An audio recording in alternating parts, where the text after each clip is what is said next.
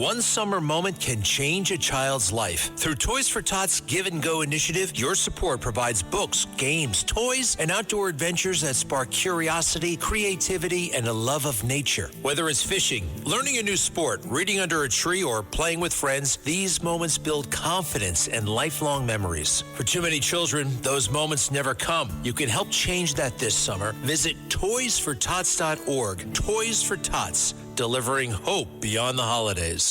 Study and play come together on a Windows 11 PC. And for a limited time, college students get the best of both worlds. Get the Unreal College Deal. Everything you need to study and play with select Windows 11 PCs. Eligible students get a year of Microsoft 365 Premium and a year of Xbox Game Pass Ultimate with a custom color Xbox wireless controller. Learn more at windows.com/student offer. While supplies last. Ends June 30th. Terms at aka.ms/collegepc.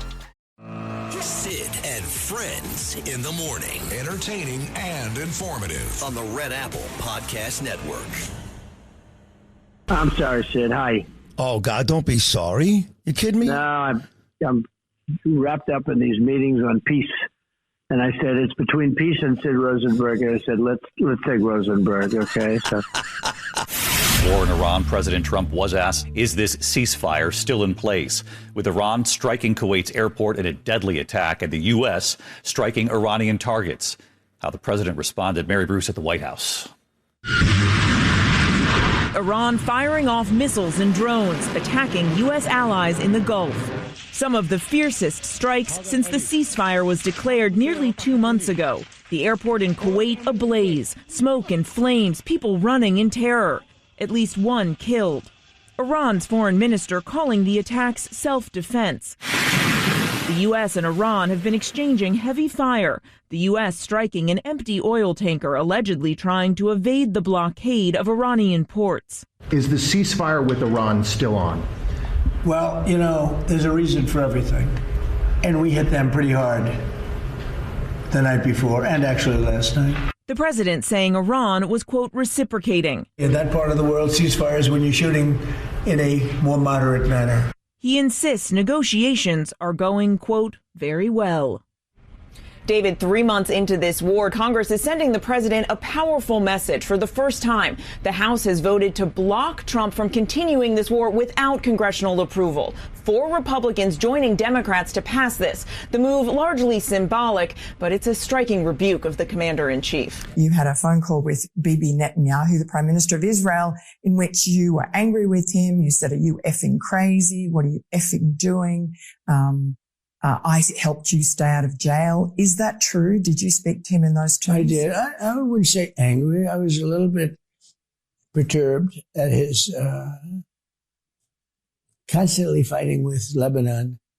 You know, at some point I said, Bibi, we got to stop this. We got to stop it. But I have a very good relationship. We've done well together. He always says, we could never have done it, but everybody knows that we could have never done it without the United States. But I've worked very well together. I like Bibi a lot, and I've worked very well with him. We had I'm a wartime president. He's a wartime prime minister, very important part of the world.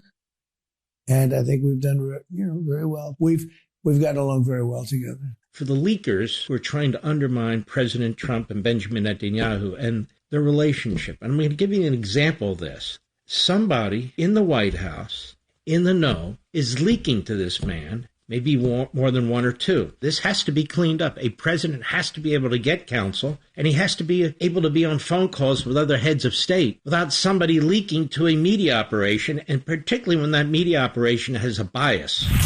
Excuse me, Mr. President, just to clarify on what you were asked earlier, is the $1.8 billion DOJ fund dead or is it on hold? It's, I'd have to ask the lawyers. I don't know. I know one thing, the weaponization. Are you talking about the weaponization fund? Yeah, what's your decision? The weaponization fund, as far as I'm concerned, was a beautiful thing. It was something I didn't make it, but I heard that. I thought that was the greatest thing because people like you have abused our people so badly. The fake news like CNN, like the New York Times and like others, have abused our people. Wait a minute, be quiet. Have abused our people so badly, and you should be ashamed of yourself. You used to be a conservative. She was a conservative from Alabama. Can you believe it? But CNN, in particular, CNN does such false reporting. But now they have new ownership, so maybe it'll straighten it out. I doubt it. But it's hard to straighten garbage out.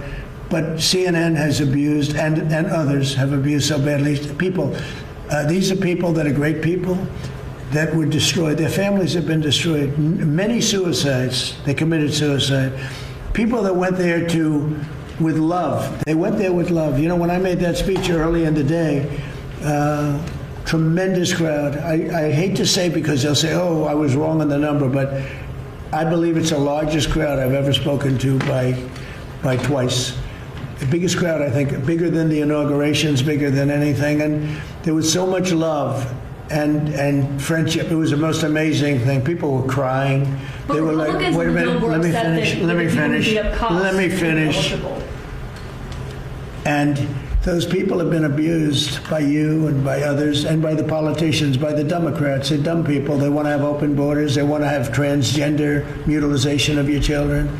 They want to have men playing in women's sports. They want to have high taxes. They turned down, you know, they fought us on the tax bill, and they fought us because they want people to pay high taxes because they're crazy. There's something wrong with them.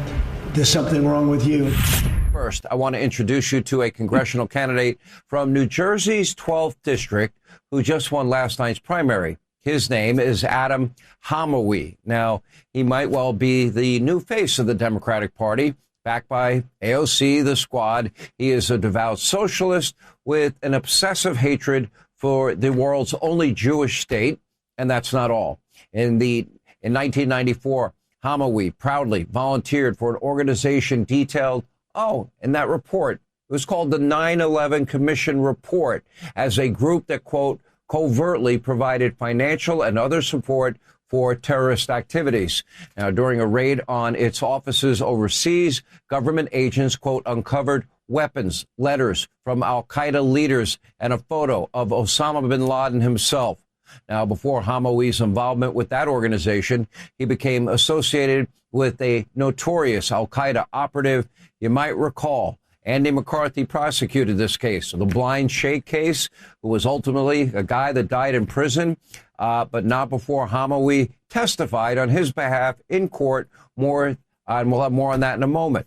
More recently, in 2024, Hamawi volunteered at a hospital in Gaza, just months before Israeli forces located a key Hamas tunnel system directly under the hospital building. And tonight, in a statement, Hamawi's campaign referred to reports about his alleged extremist ties gross and bigoted, and cited his military service and rescue efforts after 9/11. 11 straight points. Champagny launches his three-pointer. Hart yet another rebound out to Brunson. And the Spurs won't foul. It's now 12 consecutive wins for the Knicks as they take game one of the NBA Finals. Their 7th consecutive road game. And one of the great playoff runs in NBA history is still alive. It was a tie game with about 2:15 to go. Just what was the difference in those last 2 minutes? I think just sticking together. Wasn't really our night. Wasn't really my night most of the night. But we kept finding a way, kept chipping away.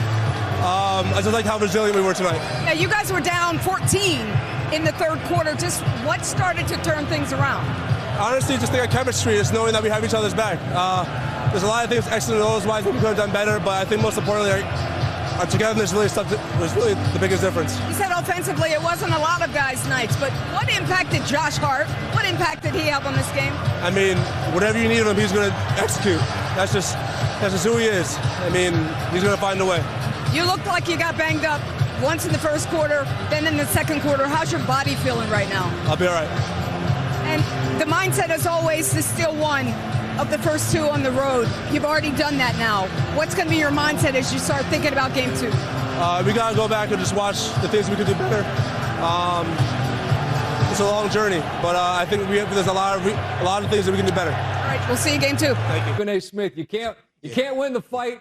You can't win the fight in the first round, but you can make a statement in the first round and grab another victory, 12 in a row, 7 in a row on the road. This New York Knicks team that you're watching, what impresses you most about them? The guts, the grit, the kind of thing that we thought was gone when Tom Thibodeau walked out the door and we watched them for the first 75% of this season. We didn't know if we were going to see it come playoff time, but absolutely they stepped up. And tonight was the latest example of what happened. They were up by 14-7. San Antonio closes the first quarter going on a 20-5 run. They looked like they could handle the New York Knicks, but the New York Knicks just wouldn't go away. Bumps into, Mikal Bridges or whoever it was, goes into Brunson's knee. His knee's hurting. He's got to go to out of game. He's got to go to the locker room. He comes back. He gets his ankle stepped on. He won't come out the game. He's still there. You got Josh Hart, can't get a shot, but he got 15 rebounds. You got Karl Anthony Towns saying, Wemby's the biggest dude, the tallest dude on the court, but I'm going to take advantage of all these other little guys y'all got the nerve to put on me. I saw OG Anunoby. All of a sudden, he couldn't find a shot, and the next thing you know, he hits 2 big-time threes. And then when it's time to close, okay, after you had a 14-point deficit, after you come back from that, then all of a sudden you give the ball to Jalen Brunson, and what does he do? What he always does. He closes for you. This is what I'm talking about. We were looking to see if we were going to see this from the New York Knicks because we saw it against Philly. We saw it against Cleveland. We knew neither team measured up to the San Antonio Spurs. Could you do it in Game 1 of the Finals on the road? Their 7th consecutive road playoff win. If you're not in a good mood this morning, folks, you're never going to be in a good mood. That's all I can tell you. I know that a lot of things aren't going all that great. I get it. We'll cover all of them. We'll talk about our jerk-off mayor and our low-life governor and the Iran stuff and all this stuff that's not great, okay? This real terrorist sympathizing lowlife out of New Jersey, Hammerway. We'll talk about all of it. But why not start off this morning on a positive note? The Knicks continue this unbelievable, unpredictable run. Look, I'm a big-time sports guy, big time. Spent 16 of my 27-plus year career doing sports talk radio all over the country, including the biggest, baddest, best sports station in the history of our business, WFAN, right here in New York. But I even got syndicated at one point. Me and my buddy Scott Kaplan. At one point, Joel Hollander and Westwood One had us on over 70 stations across America. Sports Fan Radio Network, over 60 stations across America. We had what we called the Party with the People tour in 1999 when we hit all these major cities. Did shows live from those cities. Spent about 2 or 3 days there from La Crosse, Wisconsin, going to a Monday night football game between Brett Favre and the Packers and Randy Moss and the Vikings, to Las Vegas, to Kansas City, to L.A., which was really Ontario. Covered the country. So I've been doing sports a long time, and I love my Knicks. I didn't arrive to the Knick party a couple of weeks ago like I fear the mayor and governor have.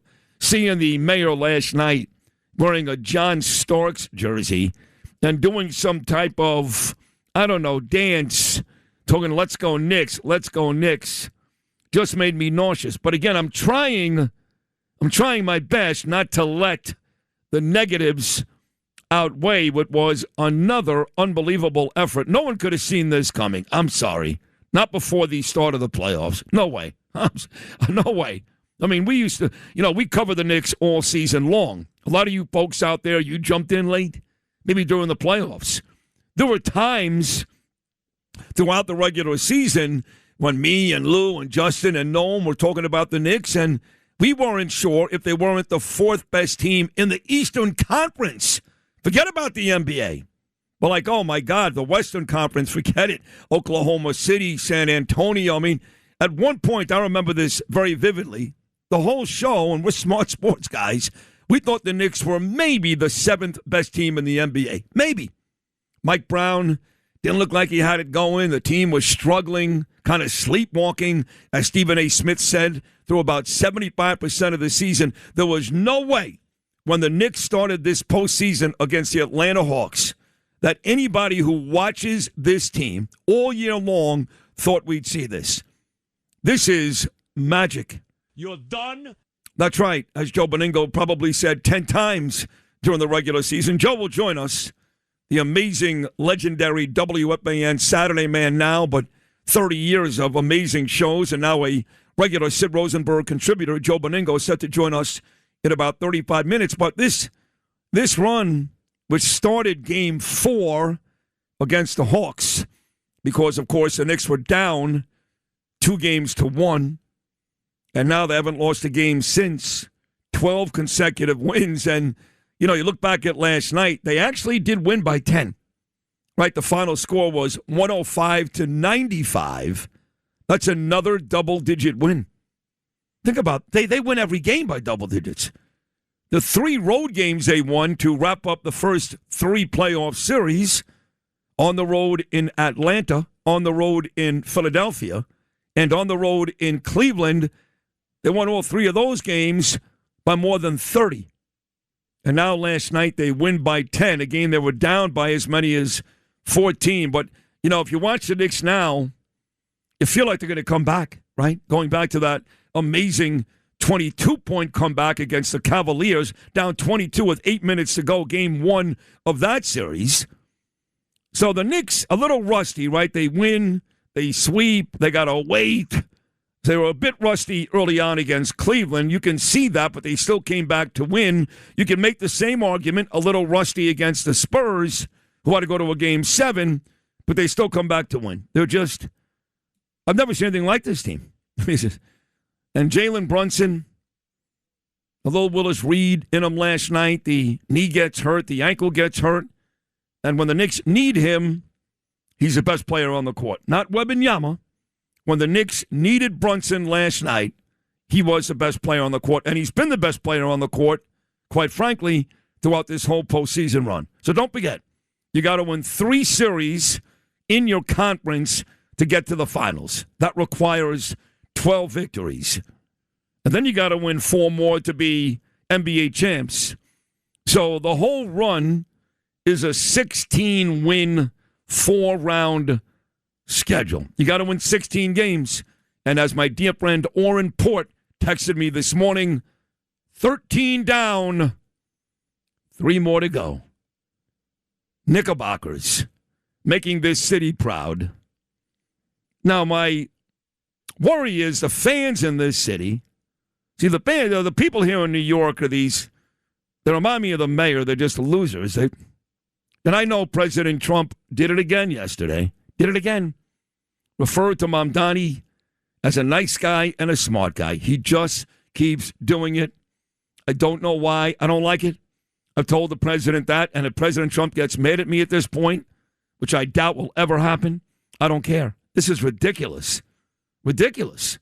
Did you watch him last week, Mr. President? Between skipping the Israel Day parade? Well, that was just one of about 5 things he did to hurt this city. So for some reason, again, maybe President Trump just wants to stick it up the ass of everybody. I don't know. He's capable of that. You know that. But he's not a good guy, Mamdani. And,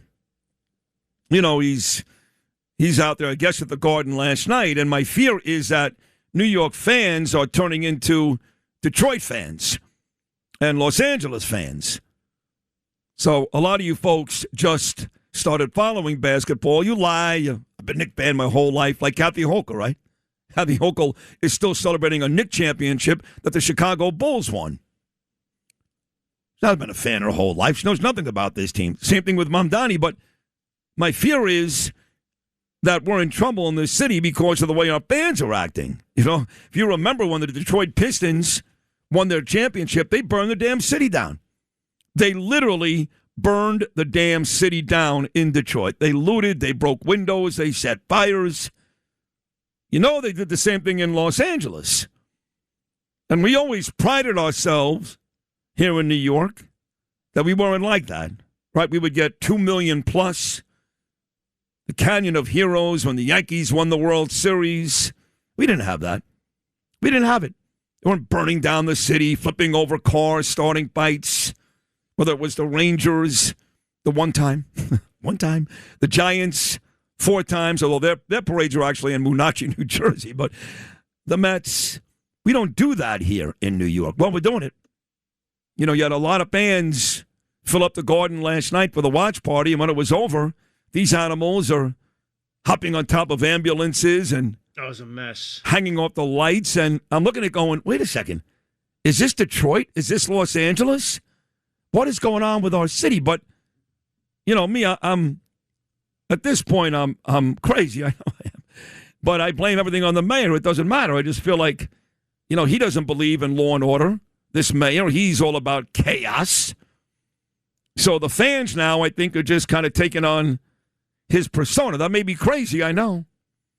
I mean, you got the mayor of New York City on some ridiculous morning show, Hot 97. Is that Charlemagne the God? No, that's the Breakfast Club. And what station is that? 105.5. Whatever maybe? it is, that guy annoys me too. They're paying that guy over $3 million a year. For what? Why? Because Sean Hannity likes him? Because Brian Kilmeade likes him? The guy's a dick. And I've invited him on this show many times. He never comes on. Never. $3 million plus a year for Charlemagne the God. And you want to know why sometimes I'm pissed off? Is anybody in their right mind going to compare the talent that he's got to mine? But anyway, it wasn't his show. So who's on Hot 97? I have no idea. Of course you don't. Yeah. But the mayor was on there, and they asked him for his prediction. So just imagine I'm on Fox News, okay, with Brian Kilmeade. How about this? Even better. Tonight, I'm going to be on live television with a nice conservative host. Her name is Katie Pavlich, and she's on at 10 o'clock on News Nation. She gets beaten up pretty badly by Greg Gutfeld. She's done a really good job. She's picked up the ratings at News Nation about 80% from the person prior to her. But those numbers were so low before that even an 80% increase is about 1/10 the size of Gutfeld's audience, you know. But I'm going to go on there tonight and get Katie Pavlich some ratings. I'm actually going into the city, doing her show, and coming straight home. So just imagine if Katie says to me, the Knicks are up 1-0, Sid, are your Knicks going to win the whole thing? And I say, I think they will, Baruch Hashem. How's that going to fly on News Nation if I do that later on tonight? Yeah, people would be like, what? What did you say? Baruch Hashem, take it easy. Well, you should do it. No, I don't want to do it because this is the mayor yesterday. This moron, this radical Islam, anti-American, anti-Jew piece of garbage. He's on the Hot 97. Listen to his prediction, specifically the very last word. And tell me if you don't know what that word means. The very last word, Mamdani on Hot 97, cut number 10. What's the prediction? What do we got? We got Knicks in 4, breaking the brooms out. What's your prediction for the series? I'm saying Knicks in 4, inshallah. Let's go. What's that now? Knicks in 4 what? Inshallah. That's not an English word. No, it's like Baruch Hashem. It's the same thing. It's God willing. Yeah. Like GC. Gene drops me and Lewis off every morning right here at the office. And the last 2 words, we always say, we'll see you tomorrow. And Gene says, not Baruch Hashem, not inshallah, which no one wants to hear. He says, God willing. So why wouldn't Mamdani just say Knicks in 4, God willing? I know he wants everyone to know he's a proud Muslim. And so now he's starting to incorporate words like inshallah in the everyday vernacular in this city. He did the same thing a couple of days ago with Arsenal. Did you know that? He's a big Arsenal soccer fan. He was actually caught watching an Arsenal soccer game with Spike Lee at some Williamsburg, Brooklyn, I guess, sports bar, coffee bar, I don't know. And they may be playing for the championship at this point. I don't follow it. But a couple of days ago, he's on tape doing the same thing. All over town now, your mayor in New York City is using that word, inshallah. I don't know. It's scary to me. Does that make me an Islamophobe? I don't care anymore. I just don't care anymore. Or the gloves are off. When you don't show up at the parade on Sunday and blame it on Israel when the parade is on Fifth Avenue in New York City, not Jerusalem, and Bibi Netanyahu was 7,000 miles away, you've shown your cards, your true colors. So if he hates us, why can't I hate him? So, I don't want to hear inshallah, okay? How about God willing? That works for me. But I guess it's his rules, right, Noam? It's his city. It's his rules. And you got morons like these No talents on Hot 97 yelling and screaming, yeah, Mr. Mayor, Mr. Mayor, Mr. You know, I think we should rethink how we name each other on the show because the Hot 97 morning show, the host is a guy named Kid Mero. Yeah, I know who he is, actually. DJ... I think they just rehired that guy. Oh, Kid. they did? I think so. But the rest of the cast, I want to change my name. One of them is DJ Cast 1, Shawnee Culture. Morons. And Mia Bella. Morons. I mean, we sound boring. No, we do. Lou, right. Noam, Justin. Right. Sound Jewish. Sidney Rosenberg. Right. I mean, nobody wants that. I'm Not in this city. I'm going to change mine to DJ something. I'm going to come up with something. Okay. DJ News. DJ News, yeah. I mean, make it easy, right? Kid Sid. Kid Sid. There you go. I kind of like that. What do you want to go with, Louis? What rhymes with Louis or what? Lou No Jew. Lou No Jew. There you go. I kind of like that. And Bustin' Justin. Did that for Noam. That was very good. Oh, Johnny Tobacco tells me that Charlemagne the God is on 105.1. Oh, I was off a little bit. You were off by a couple of decimals. Yeah, just a couple there. So DJ Noam. Yeah. DJ Noam. No, it's DJ News. DJ News, right. Yeah. All right, so the Knicks get the win. Very, very exciting. No, Lou. And we are now 3 wins away from setting the city on fire and turning our cars upside down. And it's going to be. It's going to be complete bedlam. Next week is going to be very bad. It's going to be bedlam. If I know. they're up 2-1 or 3-0. Yeah. You know, I think a lot of it is. When is the last time we won the Giants, right? The football Giants, 2013 was it, a 14? They beat the Patriots because the Yankees haven't won since 2009 and the Mets haven't won since George Washington. But so, but the Yankees thing didn't do this, though. No. Didn't do it. The Giant thing was big because they beat New England, Eli Manning beating Tom Brady, That's big, but yes. it's not as big as this. No, Knicks because the Knicks probably- haven't done it in 53 years. Yeah, and it's the city sport. Everybody loves the Knicks, right? Knicks. Right. They're probably, like you said, it's Yankees-Knicks. Yankees, Knicks, Giants 3. Yeah, I would and then say the that's rest it. of the team. Right. So no, this is going to be monstrous, sick. monstrous. Because every kid in this city, white or black, maybe not Asian, I don't know, but every kid in this city goes and plays basketball. No, it's every kid. all over. Not every kid joins a Pee Wee football league. Not every kid joins a Little League baseball team. But every kid in this city, there's a basketball court on every block. Talked about this with Michael Rappaport. I played ball at Marine Park in Brooklyn for 30 years. That's where Chris Mullin was reared.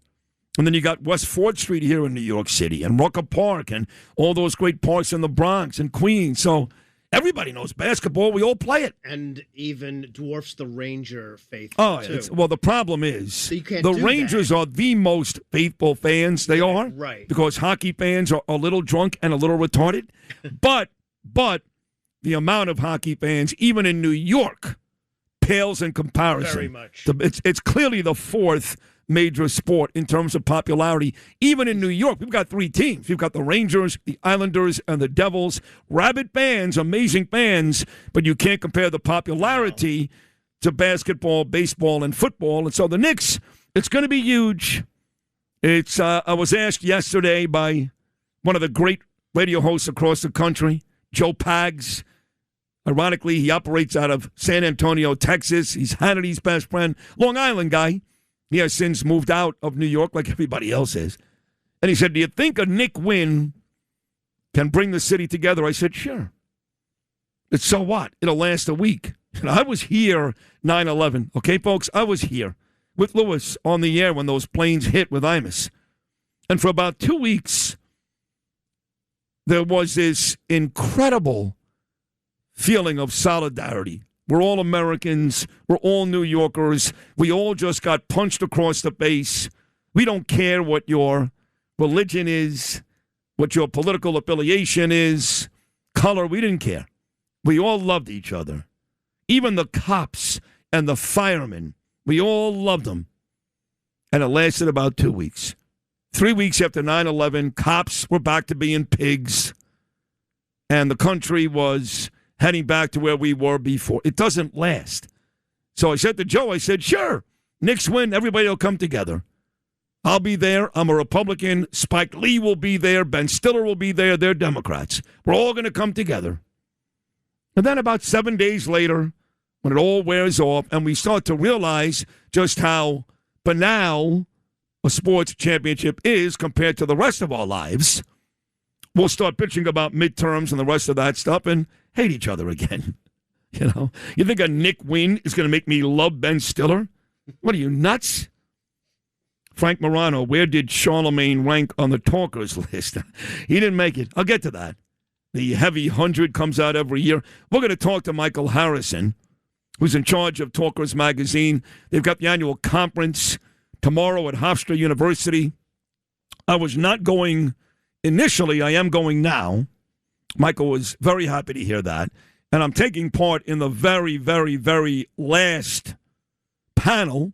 I think Lee Harris is on it, which is sometime after 4 p.m.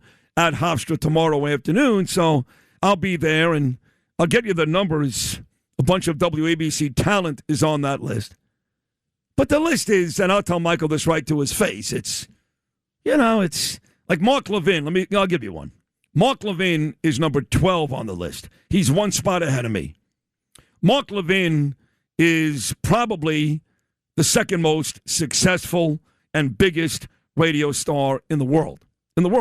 Now, he's on about 400 stations. The guy that comes number one every year, my dear friend Sean Hannity, he belongs there because Sean is on, you ready for this? There's a true number. He's on over 700 radio stations. What?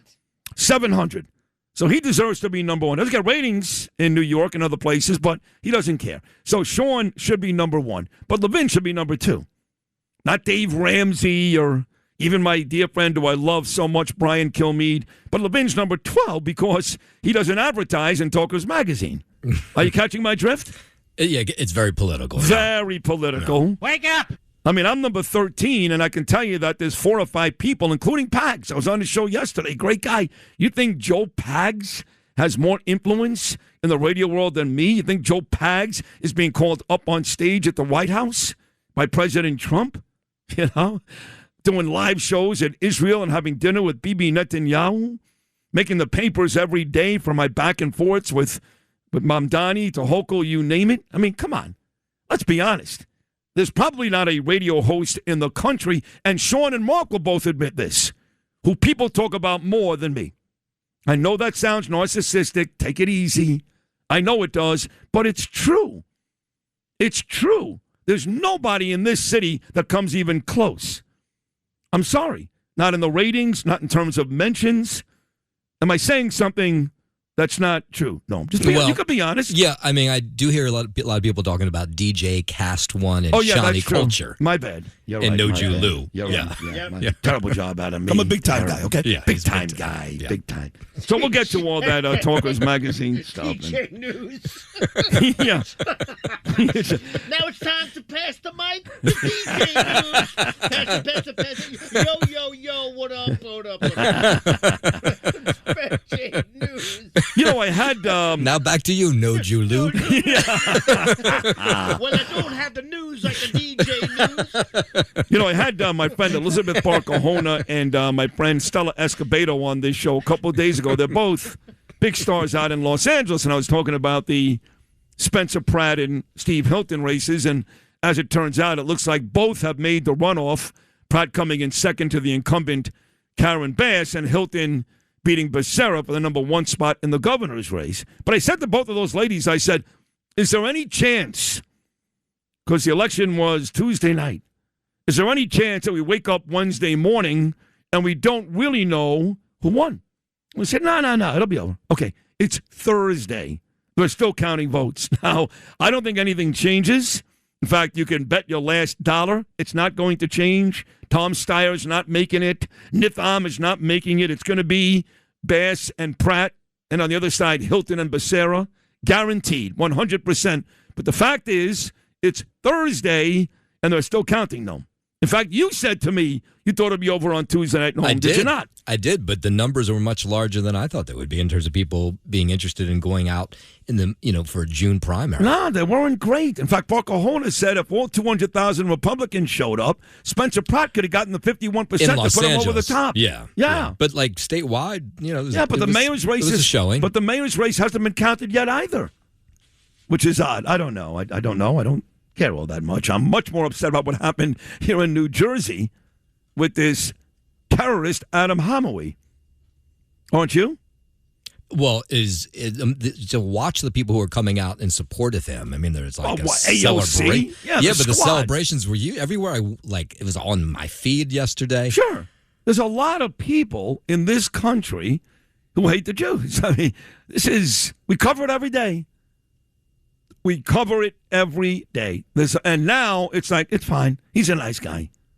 Nice guy. So the fact that people are celebrating just proves, when people say to me, how did Mamdani win? Joe Pags asked me that yesterday. How do you win? I said, well, he promised everything would be for free, and buses are over $4. That ain't free.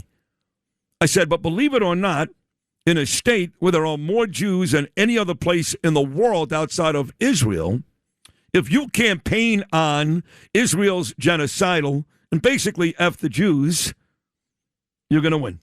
And he said, really? I said, come on. And New Jersey's another prime example. Another prime example. Do you think Mikey Muhammad Sherrill is going to stand outside of a synagogue or shul on Rosh Hashanah and Yom Kippur with the rabbi and show Jewish solidarity because she walked around during Ramadan dressed as an Arab, going to mosques in Passaic and other places across New Jersey? I mean, it's unbelievable. You got the mayor of New York City saying, Inshallah. What? Inshallah? So, of course they celebrated this lowlife in New Jersey. You know who's going to win, and it doesn't matter who he's running against, that Republican who's been beaten 7 times already. He's going to win that race, too. But then you got to hope that Mike Lawler, our dear friend, the king of Rockland County, Mr. Salt, who I'm going to see on Saturday night at that Lincoln Bowl dinner. They're honoring Lee Zeldin. You have to hope that Mike Lawler does what he said he would do on Twitter, which is press Congress to investigate this guy. Now, that doesn't mean anything. They've done that time and time again, right? Jim Jordan and all of our friends from Kentucky, Comer. And nothing really happens most of the time, but at least try. So they're celebrating. What else you have for me in terms of these races? Anything else? No, I think you have it. I mean, I don't think anything's really going to change in California, but they don't want to count all the votes, so they're going to take their time doing that. So I think you won't maybe, I don't see Becerra getting over Hilton, but it doesn't really matter because those two candidates are going to have to face off in the fall. And the same with the mayor's race. It'll be Bass versus Pratt in November. The best audio of the day. She's done it again. I had this conversation with Rachel Scott. Not sure if you know who she is. Young, very attractive, African-American host, reporter for ABC. For a while there, when David Muir wasn't working World News Tonight, you saw a lot of Rachel Scott filling in. Then they went to Lindsay Davis, but Rachel, I believe, is still their number one reporter. She is the White House correspondent. She had a very difficult time, you may remember, in Chicago with President Trump at that African-American conference while Trump was campaigning. But they patched it up. President Trump actually likes Rachel. So do I. If you remember, during his campaign, he had all these events in New York while he was going to court to fight the district attorney, Alvin Bragg. And so he'd go to court all morning, and then he'd do all these stops in the afternoons. It was genius. It was brilliant. It worked out well for the president. One of the stops he made was right around the corner, the firehouse, right by the diner I enjoy, The next block, I guess, 51st. But at any rate, I stood there waiting for the president to show up with Rachel Scott. That's where I met her, got to know her, and I liked her. She liked me. So now we talk. We talk quite a bit. And she'll often ask me, what do you think is happening with Iran? I can't reach the president and blah, blah, blah. We have these conversations, I would say, 2 or 3 times a month.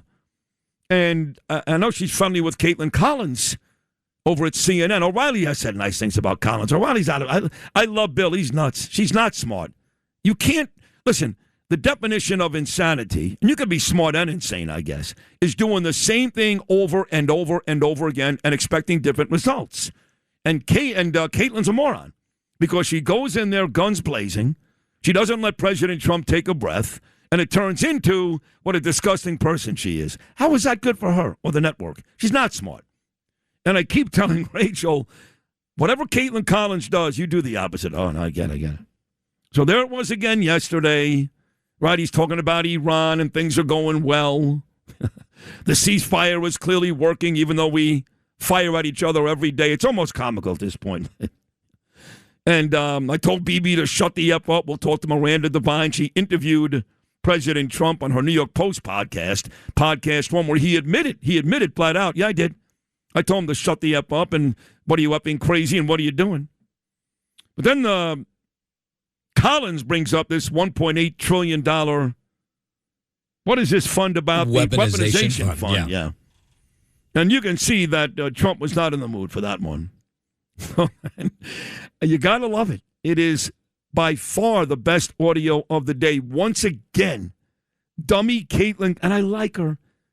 You remember the story with me and Kaitlan Collins when I first met her?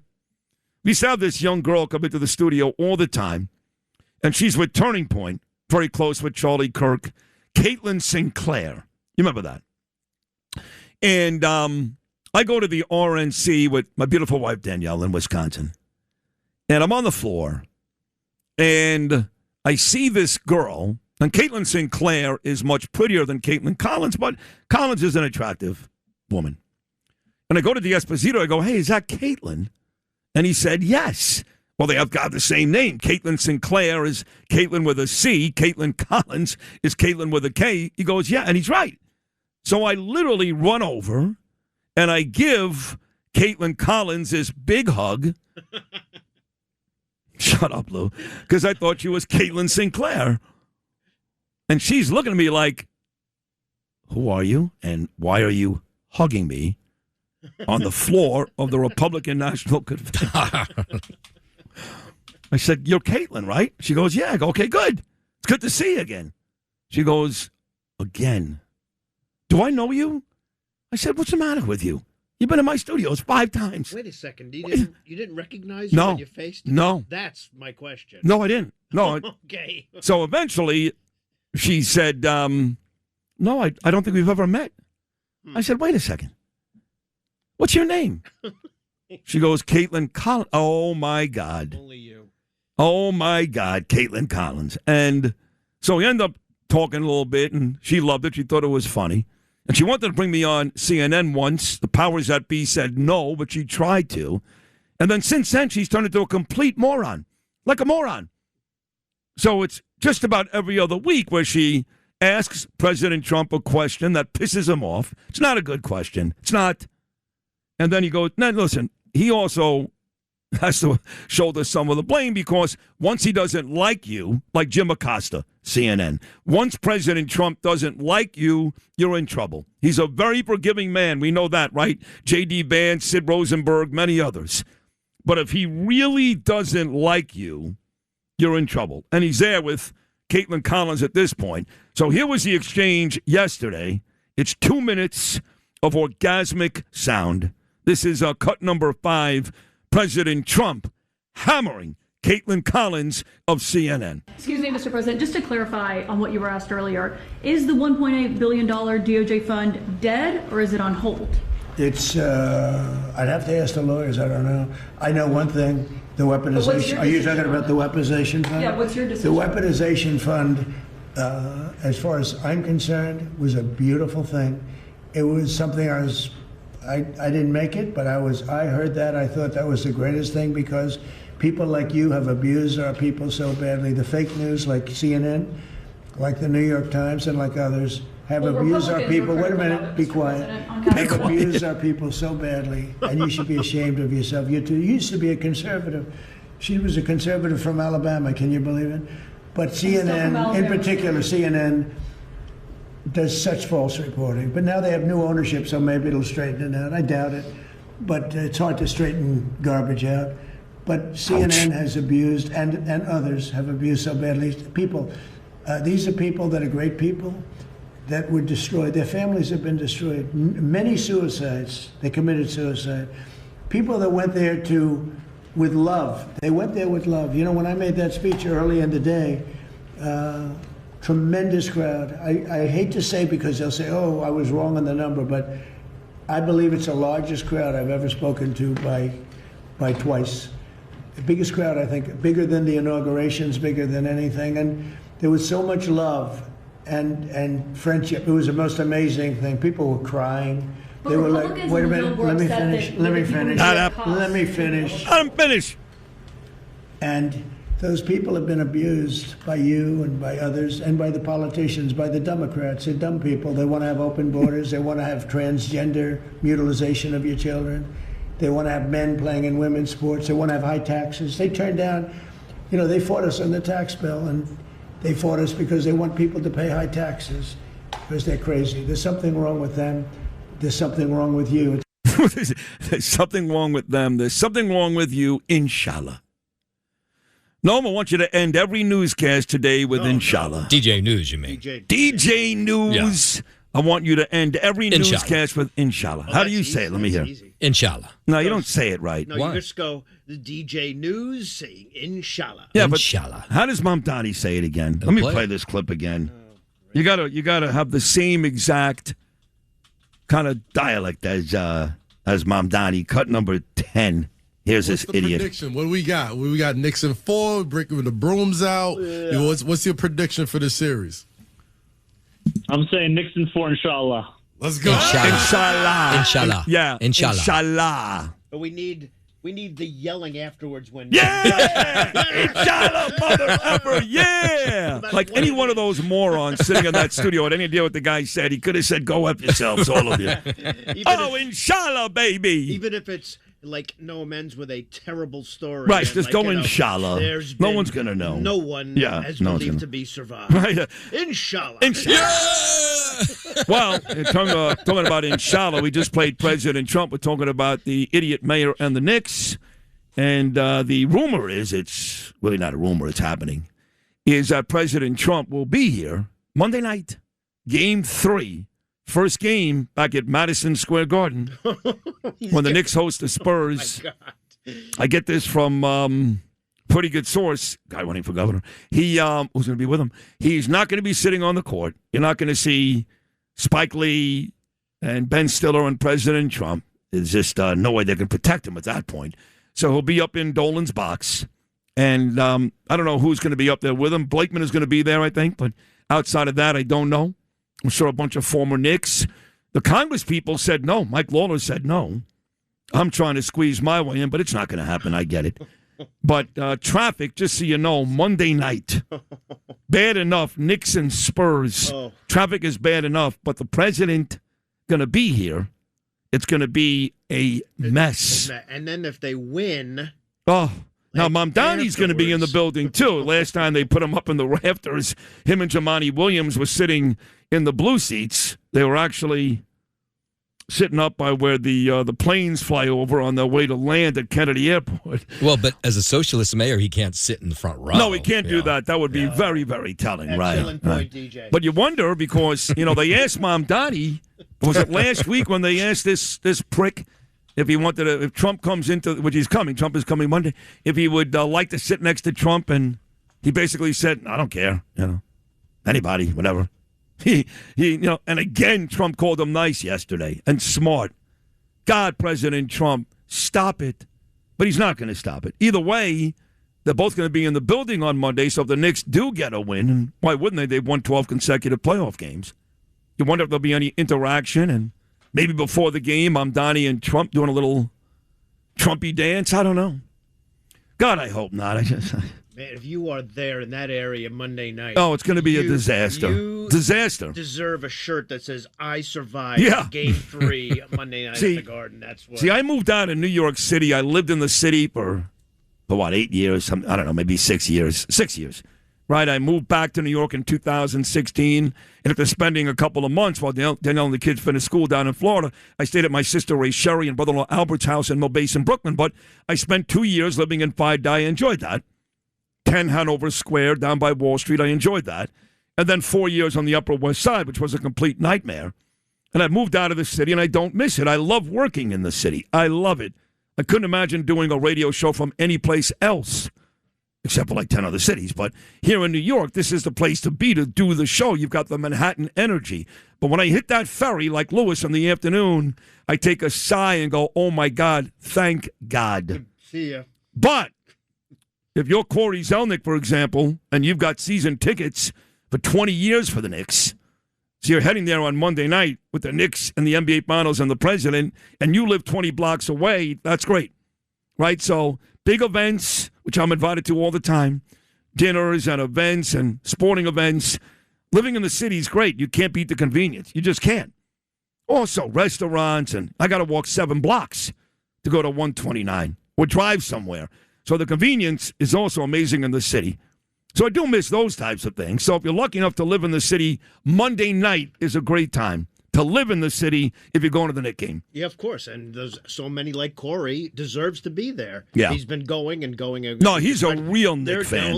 These are real fans. I mean, I was a long time ago. Mike used to give me seats all the time. Francesa. Breen. Yeah. Oh, Breeny. Oh, okay. He was great with it. Yeah. And I went a lot. Yeah. I have never seen anything like what went on last night. But it was terrible. It's going to be worse. Yeah, we got to make sure that this. I don't know how we do it, but I think a lot of it is the kids who have never seen this. They're going. Well, they haven't. And cell phones, and putting it up on the net. And just now, it's just is a lot. And it's a chaotic city. Yeah. You know, no, that's true. The city is built on what the mayor believes in, which is chaos. Right. Goes back to Mamdani.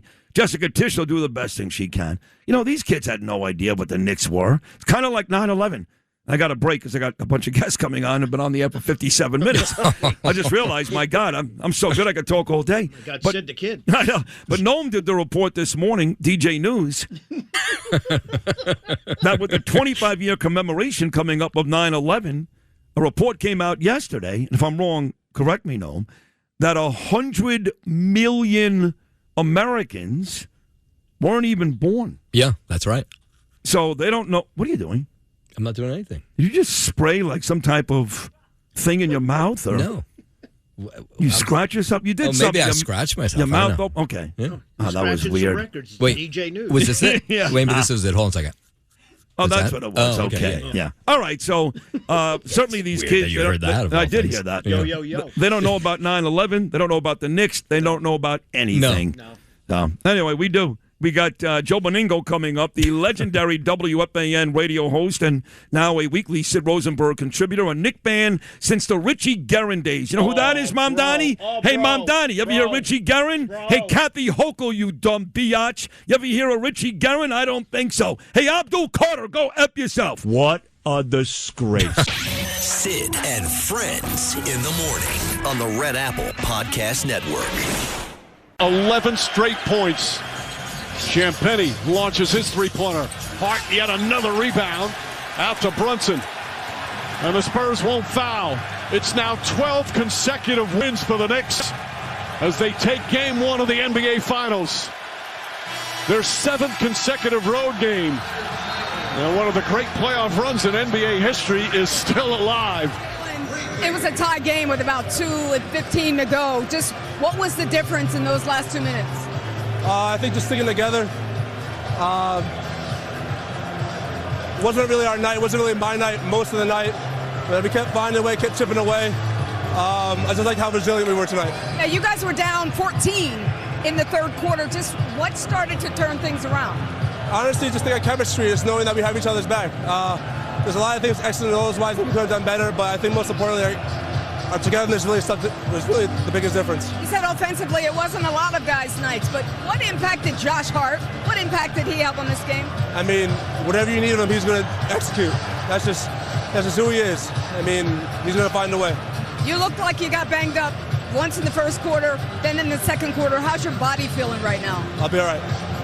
And the mindset, as always, to steal one of the first 2 on the road. You've already done that now. What's going to be your mindset as you start thinking about game 2? We got to go back and just watch the things we could do better. It's a long journey, but I think there's a lot of things that we can do better. All right, we'll see you game 2. In the fourth quarter, the Spurs only scored 19 as a team, and don't look now, but the Knicks are now 3 wins away from their first championship in 53 years, and there's no one I'm happier for than Joe Benigno. Joe is a legendary sports radio guy. He will be in the Hall of Fame before it's all said and done, as he should be. He is the most passionate and authentic voice maybe in the history of New York sports. And I love Chris, I love Mike, I love all those guys. I love me. But Benigno he's the real New York fan. And he was deathly afraid for many years he would die without seeing one of his four major teams, Rangers, Jets, Mets, and Knicks, not win a championship. But now the Knicks are just 3 games away from making that untrue. Joe Benigno, good morning, buddy. How are you? Oh, man.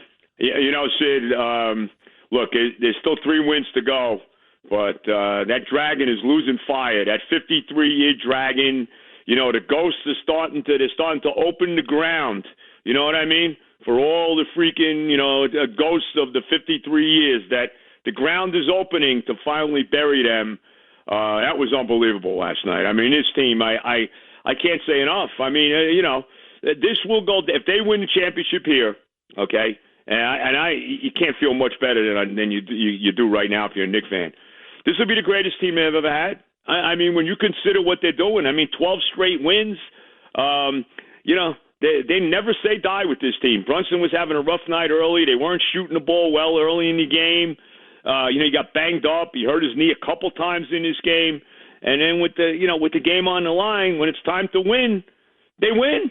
Brunson goes crazy. And even after the Spurs came back and had that little 9-0 run to take the lead again with about 2.5 minutes or whatever left, the play of the game, Anunoby misses that 3.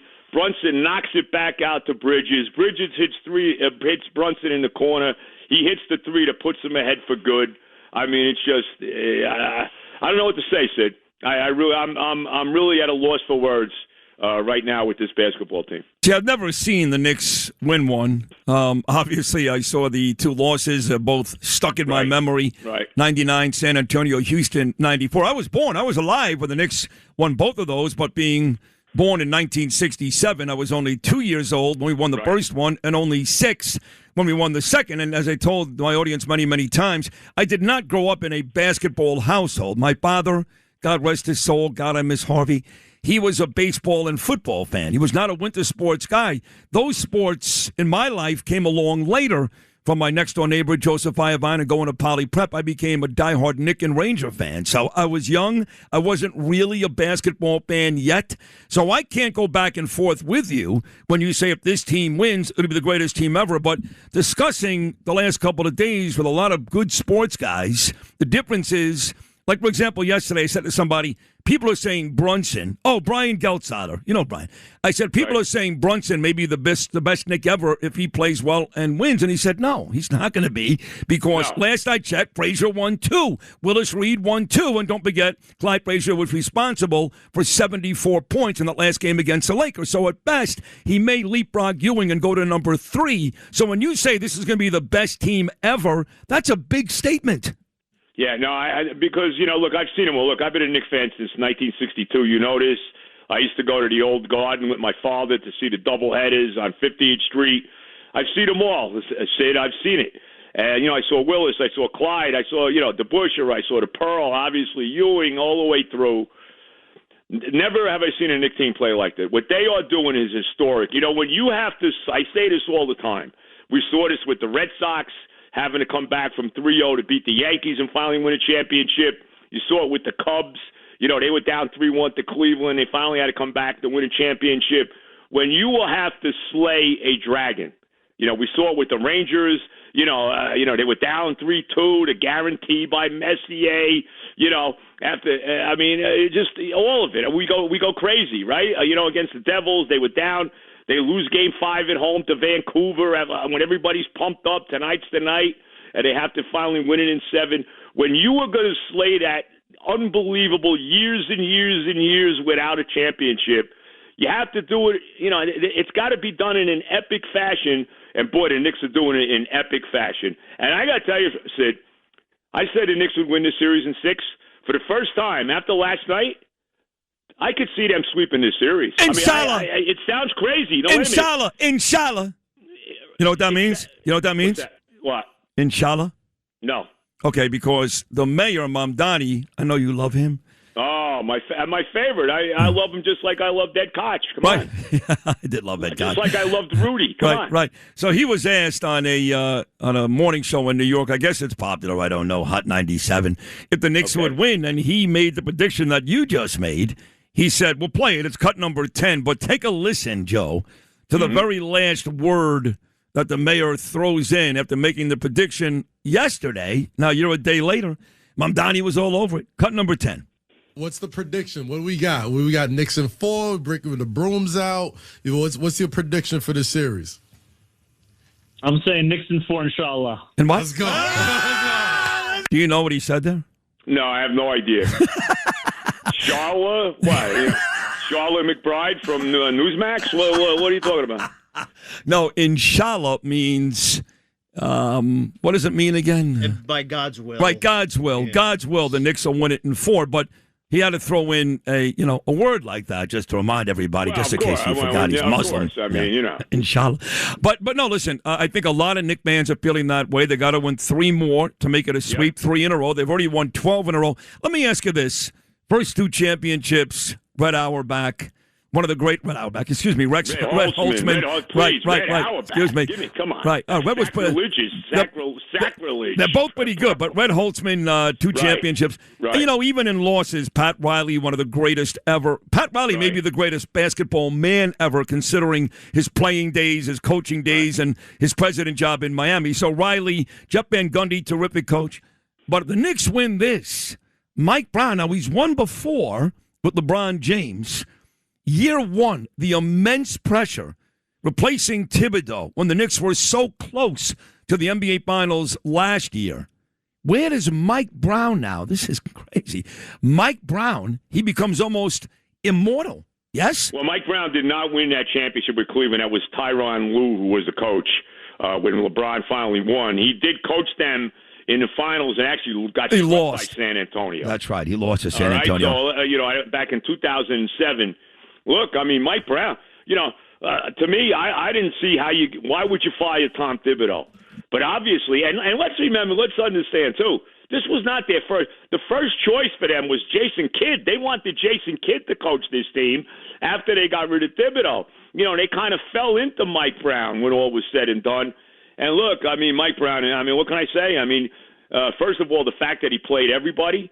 Thibodeau was, would play 7 guys maybe, and that was it. This guy has played everybody. The bench, again last night, Landry Shamet was huge. McBride hit some big shots last night. When Brunson was hurt early in the game, Alvarado came in, played the point, and played it really well. And then the move that really changed everything in these playoffs, Sid, and that's after they lost Game 3 to the Hawks, and they're down 2-1 in that first-round series. He decides to run the offense through Karl Anthony Towns. And that probably is the move of the playoffs. And they have not lost the game. And that's since. Exactly what Geltziler. Geltziler said the same exact thing on this show yesterday. He said he told the same thing to Francesa on his podcast, that when they run the offense, like you said, they decided Game 4, run it through the elbow. He used the word elbow, Karl Anthony Towns. So that seems to be the prevalent conventional wisdom, that running the offense through the big man, which says that even if Towns is not going out there and scoring a bunch of points, which he has consistently throughout the year, that what he's doing out there may be undervalued because, like you said, they run the offense through him. Yeah, and he had a big game again last night. He had 18 points. He had 12 rebounds. He had 4 assists. He played Wembanyama very tough. He played him pretty tough. He's playing much better defense than he gets credit for. Gets no calls, by the way. It's unbelievable how this guy goes to the basket like he does, gets clobbered. There was one last night, he gets hammered by Wembanyama. Of course, San Antonio challenges it, and they win the challenge. I saw. This guy gets knocked on his rear end more than anybody, gets no calls at all. I mean, Sid, I'm speechless.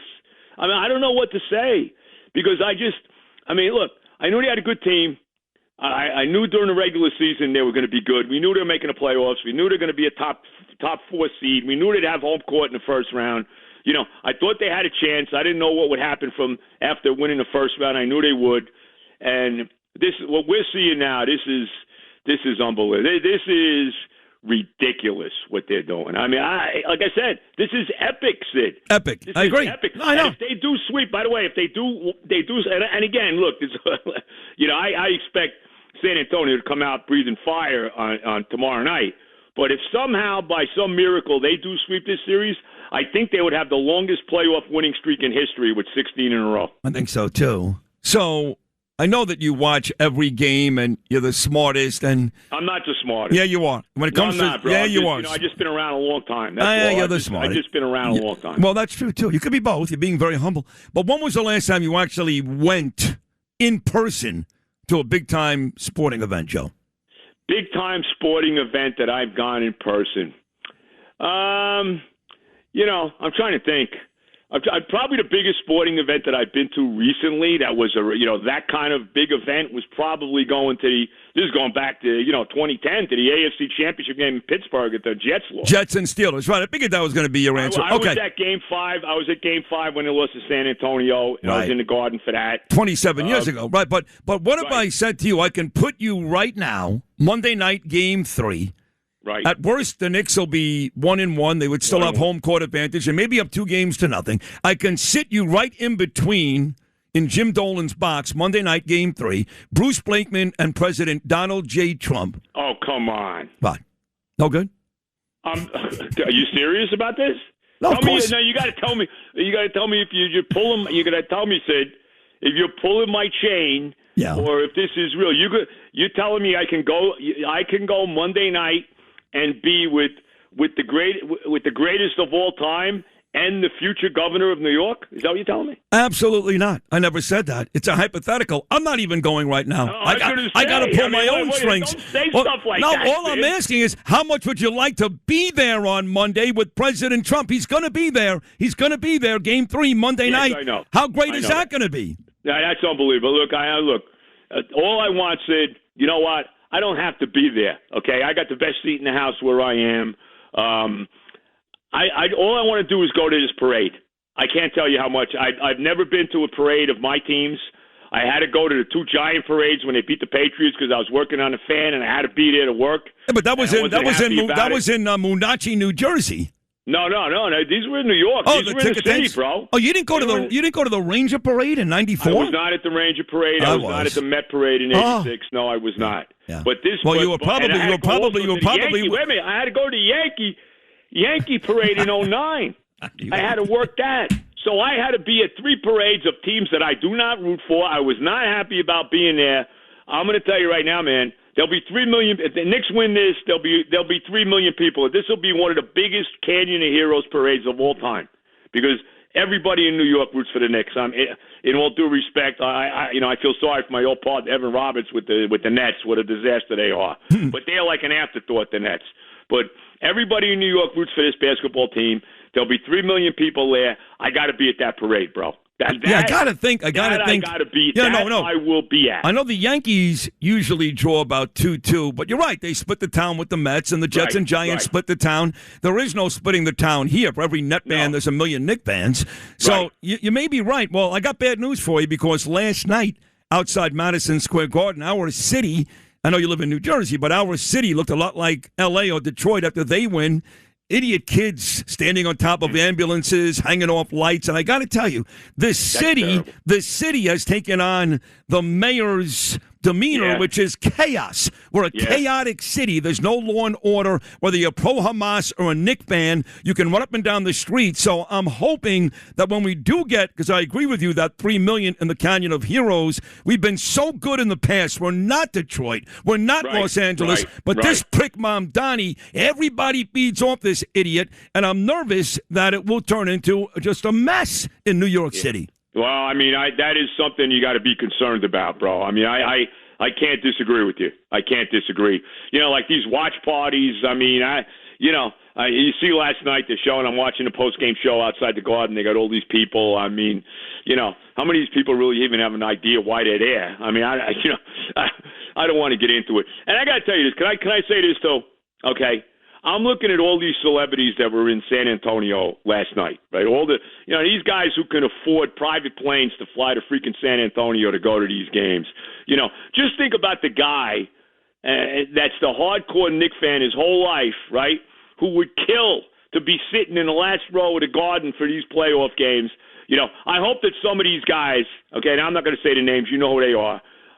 think about that for a second. They don't. Okay? No, they don't care. No, you kidding me? You know what I mean, bro? You think there's so many people like that. I know so many guys who are hardcore Knicks fans. They can't afford to go even to a regular season game because it's so damn expensive. Yeah. I mean, I would like to think that guys like that, these big celebrities. Again, I'm not going to say their names because we all know who they are. Think about that. You ever think about maybe grabbing one of these guys who's living somewhere? I don't know. Living in Harlem or something, who's been a huge Knicks fan forever. Hey, let me grab this guy and throw him on my plane and take him. Nah, that would never happen. No. Well, we did. I have to throw that out there. No, you're right. I'm watching all these people last night in San Antonio. And there was a lot of regular people there as well, believe me. No, but we showed up big. Just the celebrities. They showed up. That really ticks me off, Sid. I got to tell you. Yeah. And we showed up big, though. Our celebrities, all of them were there from Chalamet to Spike. They were all there. Everybody was there. Yeah, Ben Stiller, John Turturro. All right, we got to run. It was another amazing conversation. Joe Benigno, of course. 13 down, 3 to go, Sid. 13 down, 3 to go. You can catch Joe Saturday mornings on WFAN, but more importantly, at least once a week right here on Sid and Friends. The legend, the absolute legend, his Knickerbockers, as he just said, 3 to go. Joe Benigno, as always, amazing job. I love you. Thank you so much. All right, bro. God bless. God bless America. I'll talk to you, babe. Let's go, Knicks. Joe Benigno right there. Here back on Sid and Friends in the morning. Sid and Friends in the morning on the Red Apple Podcast Network.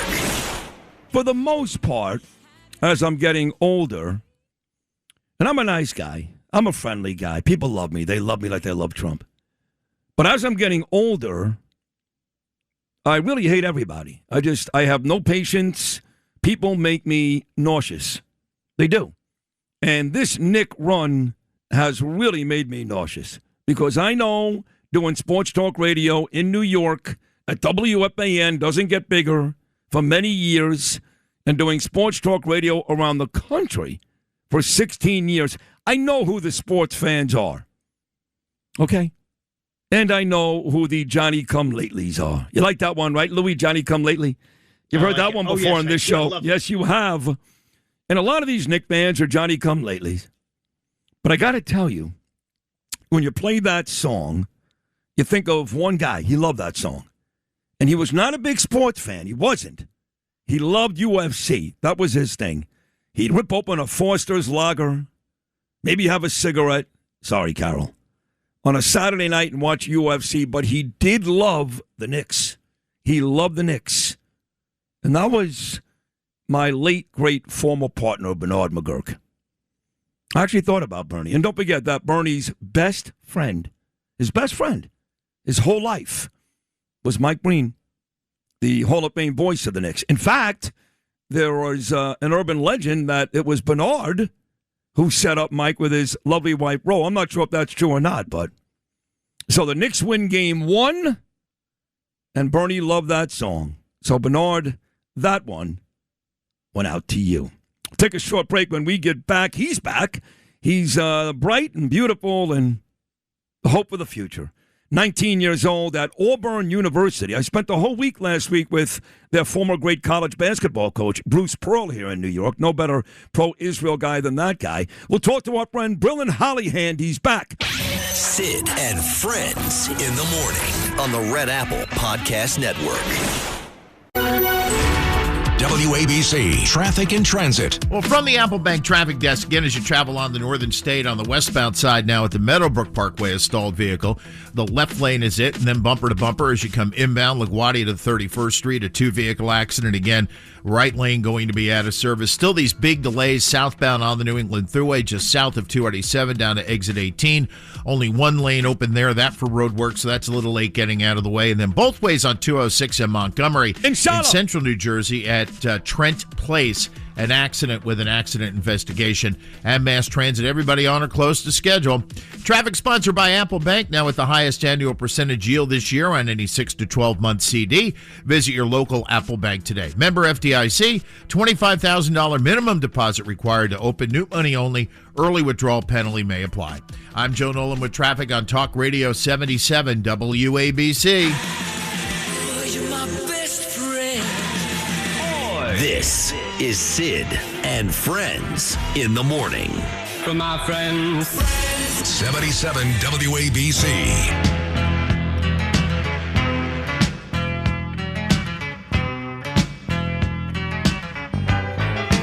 All right, let's get to it. A lot of great guests. I love this song, actually. There's some more of this. It puts you in a good mood, too. Come on. Southern Nights. I know he's down south at Auburn University, Brilyn Hollyhand. Peter King's going to be here, Miranda Devine, Suzanne Miller, and Bill O'Reilly. Brilyn, welcome back, my good friend. How are you, buddy? Sid, good morning to you. Everybody's telling me you're going to be the next mayor, so I'm just honored you made some time for me this morning. I'm excited to get to catch up. That has become a popular conversation. Bruce Pearl, your old college basketball coach at Auburn, said it every time I saw him last week, and while he was calling me the Jewish Donald Trump. He made a speech in front of about 300 people. He said, that guy said he's the Jewish Donald Trump. But everybody's been talking about that. I don't think it's going to happen. I think Jessica Tisch is a more likely candidate. Everybody wants Jessica. But you'd be, maybe you wouldn't be. Maybe you wouldn't be surprised as to how many people, big people, want me to at least consider doing that. But you come to New York quite a bit. You're in Alabama this morning. We'll get to those stories. But you're here quite a bit with your mom, and you see firsthand what a mess this city is. Yeah, Sid, it's a night and day difference from last time I tried to get in your studio. It was a few weeks into Mamdani taking over, and we were coming to do a segment with you to hit communism. And I was like, I can't hit the guy too hard. He's been there, 2 weeks? And all of a sudden, we get out of the Uber to try to get into your studio, and I can't get in the door because of how high the trash is piled up outside. Remember because that. This is just the city that Mamdani has made. So Yeah. I think Sid could clean up trash a little bit better than Tommy in the office currently. I could Just say certainly do that. I could certainly do that. That was, you're right, those the trash stories were big in and around, for people that forget, because a lot of people keep telling me how great he's doing, these morons. In and including Trump, President Trump. You're not a moron, but stop. Stop telling me how good he is, how smart he is. It's really getting nauseating, and I love you. That was about the same time that he allowed 16 people to die in the streets during a snowstorm. So we had snow piled a couple feet high, dead people in the streets, garbage piled 10 feet high. And I'm supposed to believe this guy's doing a great job, But look, he's just one of a lot of really disgusting politicians and candidates. One that comes to mind right away is Graham Plattner. This guy's covering up his tattoo now, but it's still on his body. A Nazi tattoo. And think about this. Chuck Schumer. What a real lowlife Chuck Schumer has become. The most powerful Jewish politician in the country. Right? He's Jewish. I saw him at the parade on Sunday, all proud. He's a joke, okay? He's a capo at this point. That's all he is. Chuck Schumer is out there endorsing. I get Bernie Sanders. Bernie Sanders, who's also a Jew. Think about this, Brilyn. Both of those guys, Bernie Sanders and Chuck Schumer, are Jewish, and they are actively endorsing a guy that A, craps all over our veterans, and B, sports a Nazi tattoo, this lowlife Graham Plattner in Maine. How sad is that? It's the saddest thing ever, and it's hypocritical because the same people that spent the last decade calling every teacher in a MAGA hat Hitler Jr. now put a guy with a Nazi tattoo on the top of their ticket. So these same people have continued to attack our generation for supporting Trump. They've continued to compare, say, ICE to Nazi stormtroopers. But today they're out here putting this guy as their nominee. I think it really shows that they have no feel. I remember last time I was in New York, Sid, and a Democrat reporter really fiercely and sharply tried to ask me if I was scared of the deep field of the Democrat Party. And I said, what is this deep field? What are you talking about? This is the best they have to offer. This is their nominee in a situation like this. It's sad, it's despicable. It really talks about the state of the party, that not only is he their candidate, but their leaders like Schumer and Sanders are rallying around him. It's pretty sad. Yeah, you look at some other leaders around the country, like the current mayor in Los Angeles. No one can argue the terrible job that Karen Bass has done. Houses burning down, homeless everywhere, junkies all over the streets, crime at an all-time high, people leaving the state of California as quickly as they're leaving New York and New Jersey. And yet she's winning. Now, thank God, Spencer Pratt ended up beating this DSA psycho in Los Angeles. I mean, it's not called yet. It's not official. They're still counting votes, but it's a pretty safe bet. It's going to be Bass and Pratt come November, but she's still winning, and even in the governor race, Steve Hilton is winning, our guy, but Becerra is not far behind, and he's a Democrat. So, you wonder, Brilyn, if these states, if these cities, if these countries, if they learn their lesson, but they don't seem to. Not when Karen Bass wins on Tuesday. No, they haven't learned the lesson yet because my generation continues to believe the lies and free things that have been dangled in front of our face, the emotions that have tried to guilt trip us into voting Democrat and not leaving that plantation that we've been held a monopoly on. Think of Mamdani, for example. He didn't put on his bumper sticker when he said that socialism is compassionate and gee, it's just so selfless that there would be trash piled high outside the WABC studio. Just like Karen Bass didn't put on her bumper sticker when she said that she was going to be accepting and including, but that also meant that drug overdose deaths and poop would be on every street corner in LA. So time after time after time, we need good candidates just like Spencer Pratt to step up across the country. I know it's scared. I know it's intimidating. Sid, you know better than anybody how terrifying politics is to get into. But if more good people like Spencer Pratt get into the race and start calling out some incompetence, maybe we could start kicking out some of these incompetence. No, I agree. And he's not a politician, much like President Trump and other pretty good politicians along the way. And that's part of the appeal, I guess, for me. I don't know. But the hell is wrong with your generation? I talked to Alex Broughton quite a bit and working with Brooke Rollins. Brooke Rollins made her debut on this program yesterday and out there working with J.D. Vance. You know, we had that big, I guess, rally in Maine a couple of weeks ago, the same night that President Trump went to China. J.D.'s out there trying to eliminate fraud. We'll get to that, as well as a bunch of others. But, you know, Broughton's 25, you're 19. You're both very, very smart. But for the most part, what the hell is wrong with your generation? Huh? Are they stupid? I mean, what's the problem? Yeah, I think there's a minority that's really loud of my generation that's put in a bad rap. The people that don't sit in classes, the small minority that are protesting on the college square, as opposed to the thousands of us that are in class putting our heads down, getting the work done. I think, to your point about what's wrong with our generation, you bring up fraud. I think we wouldn't know even half of the fraud that's happening in this country if it wasn't for a member of my generation, Nick Shirley, who just had an iPhone and went into these places and called out these kind of stuff. It wasn't the government. It wasn't these three-letter agencies that are allegedly branded by Republicans. It wasn't the three-letter news cycles. It was literally a college student who took an iPhone and went into these daycares and exposed this fraud. So our generation is stepping up, but we got a lot more work to do. No, it's fair. Good point. And we got a lot of folks working on fraud. I mentioned J.D. Vance. He's kind of in charge of it. President Trump put him in charge. Trump also saying yesterday a Vance-Rubio or Rubio-Vance ticket would be very impossible to beat. But you got J.D. in charge of the whole thing. I'm going to have the former congressman. He's now the general inspector of the Labor Department, Anthony D'Esposito, live in studio with the labor inspector tomorrow morning. They've uncovered billions in fraud. I'm going to be going to a dinner Saturday night in Rockland County. They're honoring Lee Zeldin. He has uncovered billions in fraud with the EPA. Even my friend Dr. Oz in studio here just last week, what he's been uncovering, billions with Medicare and Medicaid. So this fraud situation here in the United States, which is not just in Minnesota, but New York and California and Illinois and Colorado, all over this country, turns out that there's billions and billions and billions of dollars. You want to know why we operate at such a huge deficit? Fraud alone could help solve that issue, Brilyn. I agree, and I think it should be one of our number one issues going into the midterms, because this is how you rebuild trust with a generation that genuinely does not trust the government. My generation still thinks of the government as the big overseer that kept us out of schools and strapped that diaper to our face during COVID. We do not trust the government. Every single poll will agree with me. Every single campus I go to says that we don't trust the government. But we rebuild trust by going here, by getting funding back, and we can bring down the national debt as we go into the midterm. So what better promise to look at Gen Z and say, we brought down the debt that's not going to saddle your shoulders when you get of age, and you can trust us because of how much we canceled. Brilyn, you're 19 years old. You're on the campus right now, as you are every couple of weeks, live on this show from Auburn University, one of our finest campuses in the great state of Alabama. And I don't know what the Jewish population is on that campus. I don't know what kind of pushback the Jews get, how many rallies, for example, you get at your campus. Bruce Pearl tells me that Alabama not exactly loaded with Jews. It's not Teaneck, New Jersey.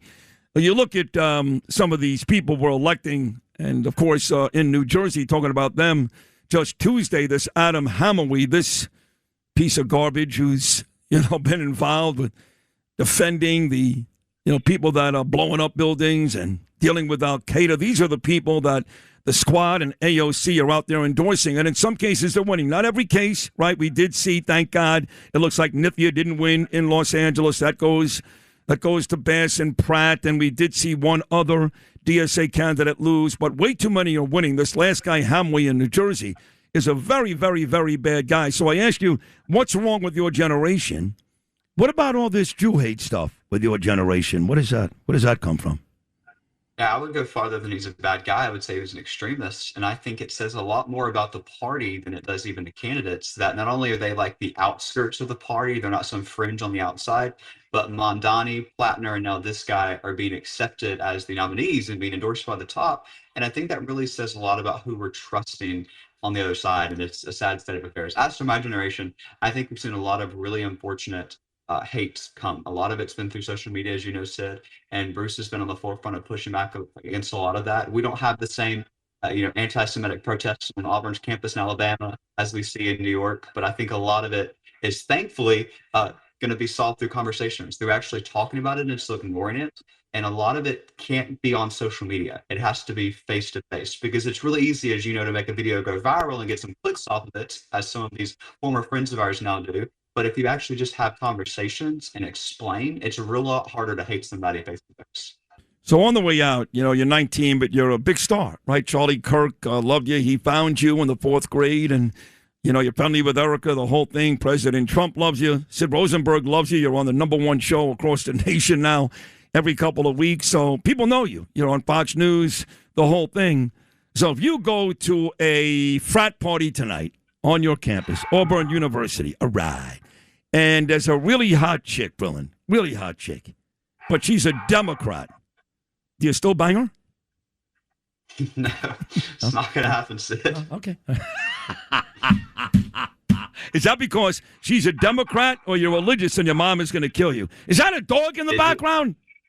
It'll be more for the religious aspect, I'll say that. So are you we like? Won't be with any Democrats anytime soon. That won't happen either. Nor are they at Auburn's campus. Thankfully, it's pretty hard to find them. Oh, that's good to hear. So are you like Tim Tebow? And I'm not making fun of you. I love Tim Tebow. I think he's one of the greatest Americans ever.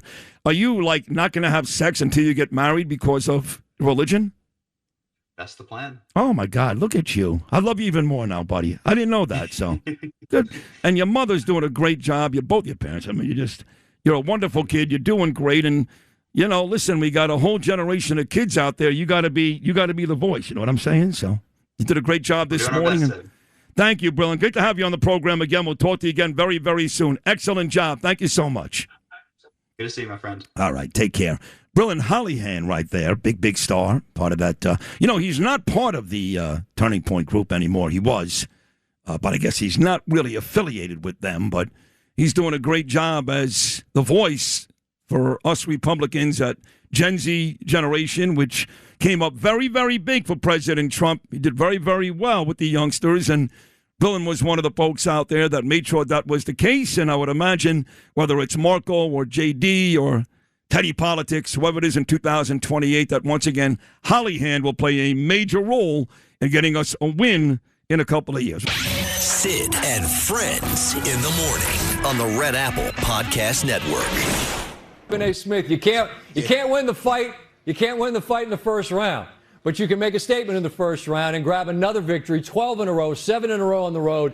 This New York Knicks team that you're watching, what impresses you most about them? The guts, the grit, the kind of thing that we thought was gone when Tom Thibodeau walked out the door and we watched them for the first 75% of this season. We didn't know if we were going to see it come playoff time, but absolutely they stepped up. And tonight was the latest example of what happened. They were up by 14-7. San Antonio closes the first quarter going on a 20-5 run. They looked like they could handle the New York Knicks, but the New York Knicks just wouldn't go away. Bumps into, Mikal Bridges or whoever it was, goes into Brunson's knee. His knee's hurting. He's got to go to out of game. He's got to go to the locker room. He comes back. He gets his ankle stepped on. He won't come out the game. He's still there. You got Josh Hart, can't get a shot, but he got 15 rebounds. You got Karl Anthony Towns saying, Wemby's the biggest dude, the tallest dude on the court, but I'm going to take advantage of all these other little guys y'all got the nerve to put on me. I saw OG Anunoby. All of a sudden, he couldn't find a shot, and the next thing you know, he hits 2 big-time threes. And then when it's time to close, okay? After you had a 14-point deficit, after you come back from that, then all of a sudden you give the ball to Jalen Brunson, and what does he do? What he always does. He closes for you. This is what I'm talking about. We were looking to see if we were going to see this from the New York Knicks because we saw it against Philly. We saw it against Cleveland. We knew neither team measured up to the San Antonio Spurs. Could you do it in Game 1 of the Finals on the road? And that's what the Knicks did. So anything that the New York Knicks fans believed about the Knicks coming into this series was validated in Game 1 tonight. And that's why I'm excited. Not too much. I got to hold it back. You got 3 more to go. Here's my recommendation to everybody at this station and even the guys across the street who we beat so badly every day. I mean, every day. Somehow Curtis and Larry ended up number 42 on the Talkers Magazine list. They can't get a 2.0. They can't get a 2.0. I'm in the 5s. They can't get a 2.0. They have no right being in the top 100, let alone top 45. But whatever. Here's my recommendation. Today, okay, you win when you're on a station like this when you go local. I can put on Fox News radio and listen to all the Iran talk I want, or Ukraine, Russia, you know. But when you're in New York City, and we're a New York City station, the Knicks cannot be an afterthought. Don't tell me we're not WFAM, we don't do sports. First of all, I do sports. And my ratings blow away everybody at this station, and we do great, and across the street. Right or wrong, guys? Of course. Right. Completely. So I don't care what you talk about regularly. You cannot make the Knicks an afterthought. Not when our team is in the NBA Finals in our city. That's my recommendation.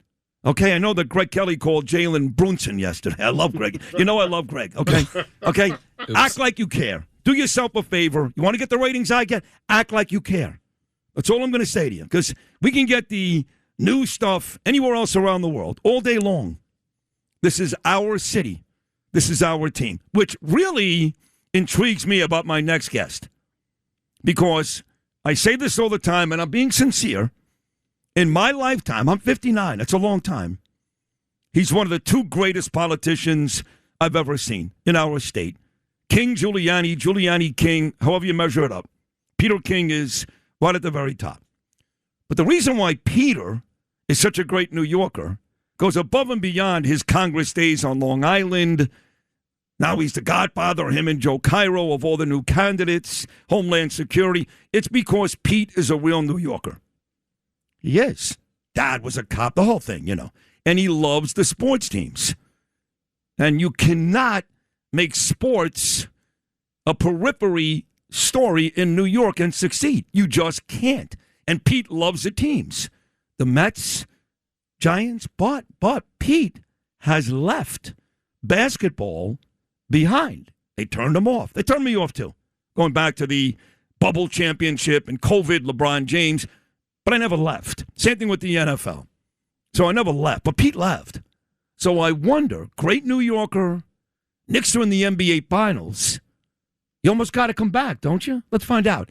Pete King, are you excited about this, or do you stay with your mindset of, I left the NBA, I don't care?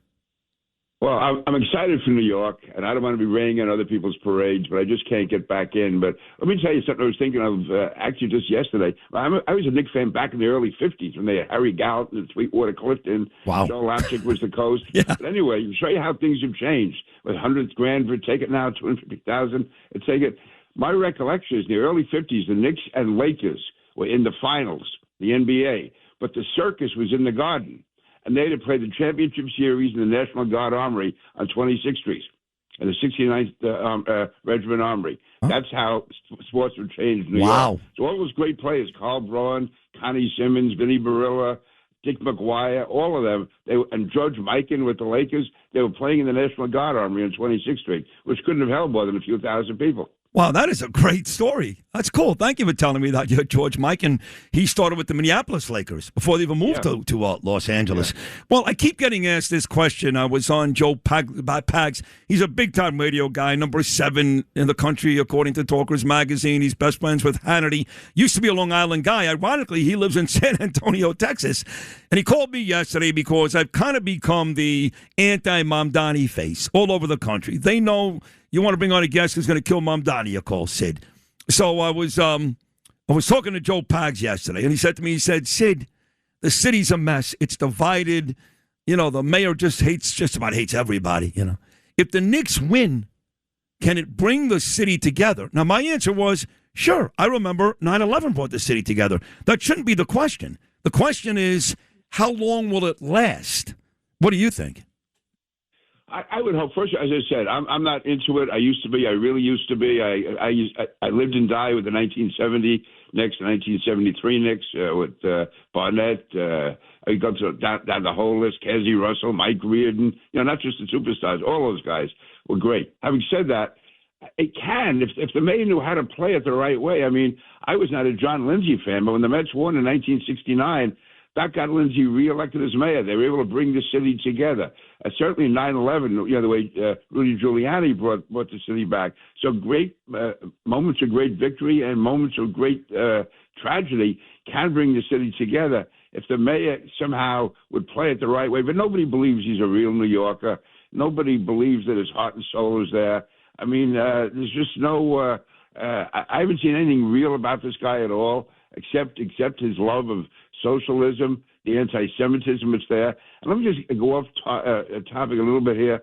I really wish President Trump would not say Mamdani's a nice guy. I know. He's not a nice guy. No, and it's I know. nothing to do with his economics. He could be a socialist. He could be all of that. That wouldn't cause me to dislike him. I would oppose him. But he's an anti-Semite. He's anti-American. I don't know how you can say a guy like that is nice when he's talking about a global intifada, when he's silent, when they're tearing the Columbia campus apart and they're rioting in the streets and they're attacking synagogues. I mean, this is so anyway. That's my own. No, listen. You know, I feel the same way. I talked about it 6 o'clock this morning, and you also know, Pete, because you and I are very close, that I've texted Trump time and time again. When I got in trouble a couple of months ago, and all the Democrats came at me, every one of them, from Letitia James to Chuck Schumer to Kathy Hochul to Bill de Blasio to even morons like Richie Torres, and I ended up apologizing to the mayor the next day. You know, that was all based upon a message I had sent to Trump where I said, stop saying he's a nice guy. And he did it again yesterday. I am with you 100%. I couldn't love this president any more than I do, and he loves me, but I don't get it. This need, he's compelled to tell us. He knows that real New Yorkers, Jewish New Yorkers, hate this guy. It's the last thing we want to hear. Can't he just say, I'm rooting for him, I'm going to try to help him, I want to save New York City? But he keeps saying it. He did it again yesterday. And I would tell Trump right to his face today, I've done it before. Stop saying it. He keeps saying he's a nice guy, he's a good guy. I'm with you 100%, Pete. President Trump needs to stop that nonsense because at the very core of his heart, trust me, he doesn't believe that. I know that. I mean, he's got angry people for a lot less than that, I'll tell you. But also, I mean, just the pure politics of it. Right now, Bruce Blakeman is a great candidate. He has so much going for him. But his main weapon is Mamdani. I mean, he can point to Mamdani. Oh, listen, opening campaigns, you exaggerate. You try to sort of make your enemy worse than he is. But Bruce Blakeman can say that if he's the governor, he can point to Mamdani as being the threat that is facing New York. This isn't a make-believe threat. It's real. That's why Janine Driscoll, I mean, she lives right on the New York City border.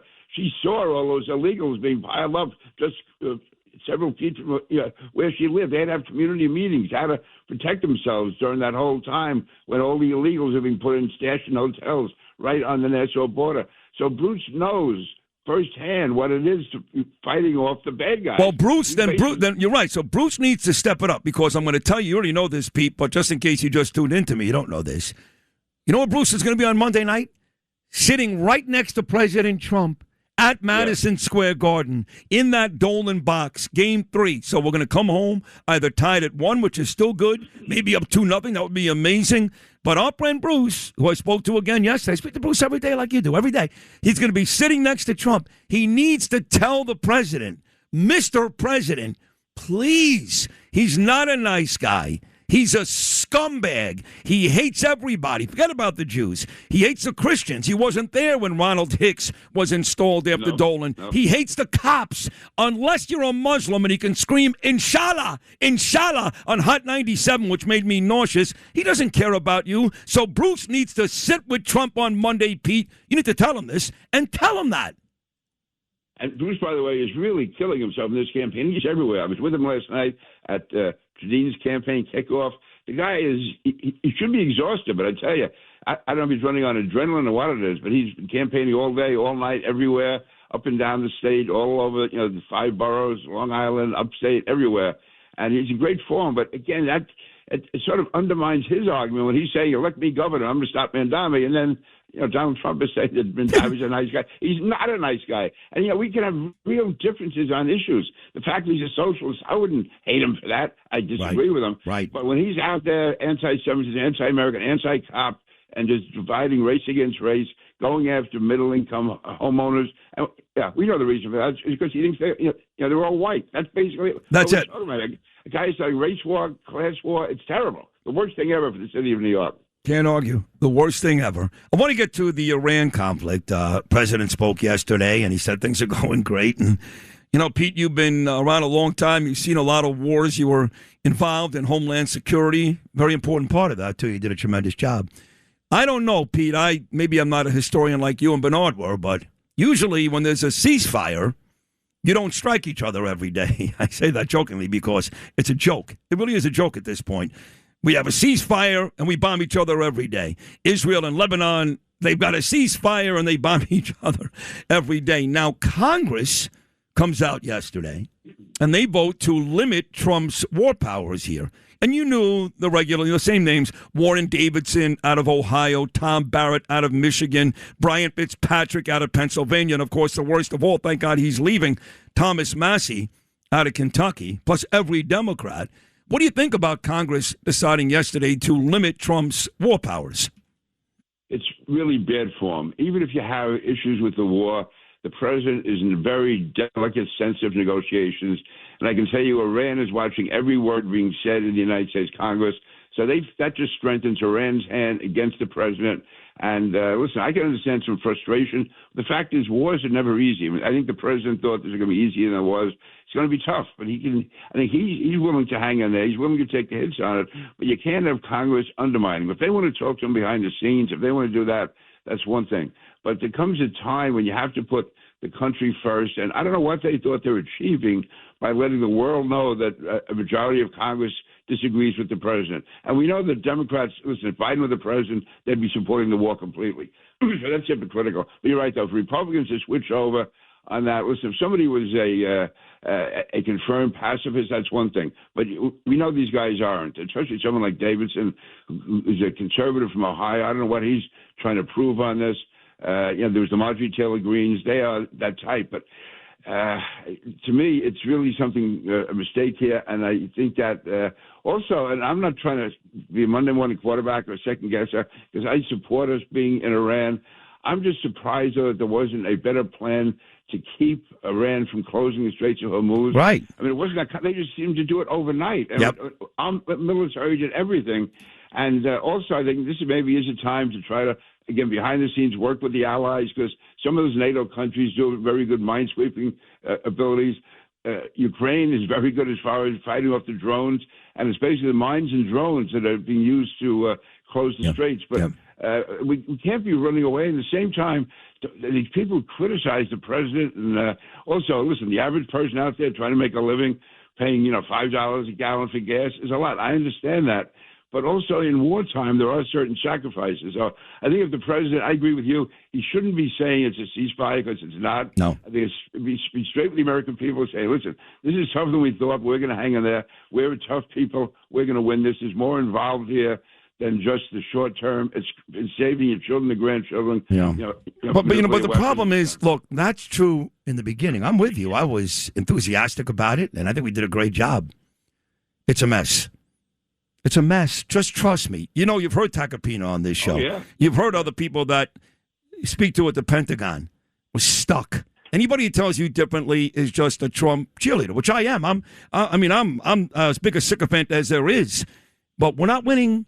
We're not close to winning. This thing is not close to being over. There are 3 or 4 major things that we want, and Iran is not ready to comply with at least 2 of them, maybe 3 of them. So the idea that, don't worry, it's going to be over soon and prices are coming down.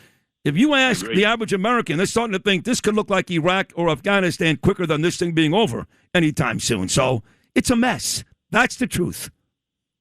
I agree. And I think the president has to find a way to say that, but still be hopeful at the same time. And I think it's going to involve somewhat of a change of military strategy. We have to find a way to counter the drones in the streets of Hormuz and get rid of those mines. I think we can do it with allies, but it's going to be tough to do. But now, if we do back down, that's just going to create more trouble in the future. Certainly Israel and Jordan and those countries. Right. So can't do that. There's no easy answer. But we can't keep saying you're right. It's going to be great by September. Everyone's going to have the lowest gas prices ever. It's not. This is a tough haul, and we got to find a way to get out of it in a way that preserves our integrity in the Middle East and also weakens Iran. Because otherwise, they now have this lever. They can shut down, even if there's a total agreement tomorrow. 6 months from now, or let's say in October, right before election, they can shut down the Straits of Hormuz again. Of course. We have to find a way to counter that. With all of the weaponry we have, with all of the talent we have, we're putting men on the moon and everything else. We have to find a way to keep the lousy Straits of Hormuz open. We should know after 47 years that when some Iranian guy signs a piece of paper, you can wipe your ass with it. Doesn't mean anything. Obama and John Kerry were dumb enough to believe they were going to comply. I think one day they complied, one day. So I don't care what the Iranians agreed to. You just said it. We may do a deal, maybe a little better than Obama's deal, maybe every bit as bad. And they're still going to go backwards in a couple of months. That's your safest bet, okay? You like the Knicks over the Spurs? Your safest bet is no matter what happens here, despite President Trump's best efforts, and Trump is the best ever, he's the best ever, Iran will not comply. You're amazing. Every time you're on this show, I miss you even more in Congress and all that, and I love you. Let me just say this. Of all the things you said this morning, I'm serious about this. just mentioned Bernie's name. Yeah. That put a whole different light on it. What a great guy. Yeah, no, he loved you so much, Pete. He used to say, long live the king. Remember that? Long live the king. Yes, I know. Yeah, right. and we were all great also, friends. The other thing I was saying this, whenever I was on Imus, Bernie would call me first. Yeah. You're down in Washington, you couldn't hear what was going on then. You couldn't, I had no idea what and Bernie would tip me off on what to say. He was the best with that. He did the same thing with Bill Sims, because Sims would call in and go, what kind of mood is he in today? And Bernie would go, what do you think, Phil? So, Pete, I love you. Great job, buddy. That was a great conversation. Thank you so much. All right, buddy. Take care. The great congressman, terrific politician, even a better human being, my dear friend Peter King. We'll take a short break. Still 3 more great guests to come. Sid and Friends in the morning on the Red Apple Podcast Network. Talkers is one of the industry standards. I actually think Jason Barrett Media has now taken over as number one, and Talkers is still a big deal, very, very big deal. And he puts together this conference every year at Hofstra, and folks fly in, famous radio hosts from all over the country, and a lot of our people will speak tomorrow. John Katz, he's speaking tomorrow. Chad Lopez, he's on a panel tomorrow. I think Lee Harris is even on a panel with me. I came late, obviously. I just decided to do it yesterday. Late in the day tomorrow. And so what they do is this Talkers magazine is they put out these lists like Barrett does. Last 2 years, Jason Barrett has had me as the top radio host in the country. And then this morning show, we finished number 2 to some old guy in Los Angeles 2 years ago, but we were number 1 this year. So according to Barrett, me and this show is as good as it gets. Talkers, their criteria is different. They take into account how many radio stations you're syndicated on, which I'm only on 1. But a lot of folks seem to think they make their list based upon how much money you spend advertising. Mark Levin went nuts on Talkers last night. His first segment, he blasted him because Levin is number 12 on this list, and he is the number 2 radio show in the country. That's the bottom line. Almost 400 stations, generates a ton of money.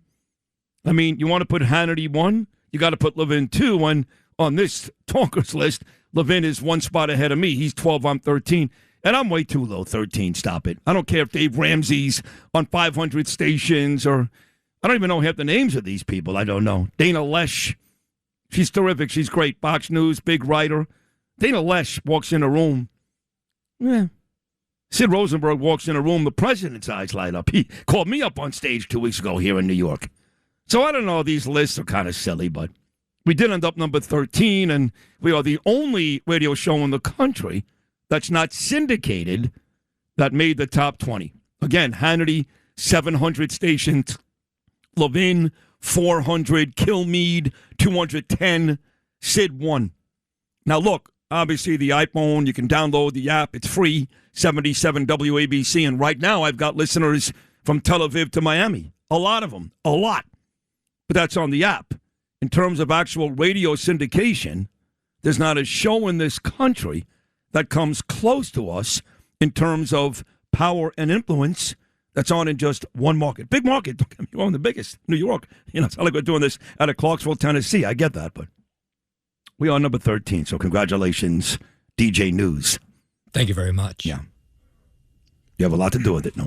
No Jew Lou, I mean, he gets some credit, No too. Jew Lou gets some credit. Bustin' Justin, the whole crew. That's us, the new Hot 97 morning crew. We got a break. We still have Bill O'Reilly. And Miranda's coming up next. She did a great interview, her podcast, which is kicking ass. What is it again? Pod Force 1. She had Trump on, and everybody's talking about it. You'll find out why. Keep it right here. The best columnist in the country, in the world. New York Post, Miranda Devine. My buddy, she's next. Sid and Friends in the morning on the Red Apple Podcast Network. You had a phone call with Bibi Netanyahu, the Prime Minister of Israel, in which you were angry with him. You said, "Are you effing crazy? What are you effing doing? I helped you stay out of jail." Is that true? Did you speak to him in those terms? I did. I wouldn't say angry. I was a little bit perturbed at his constantly fighting with Lebanon. You know, at some point I said, Bibi, we got to stop this. We got to stop it.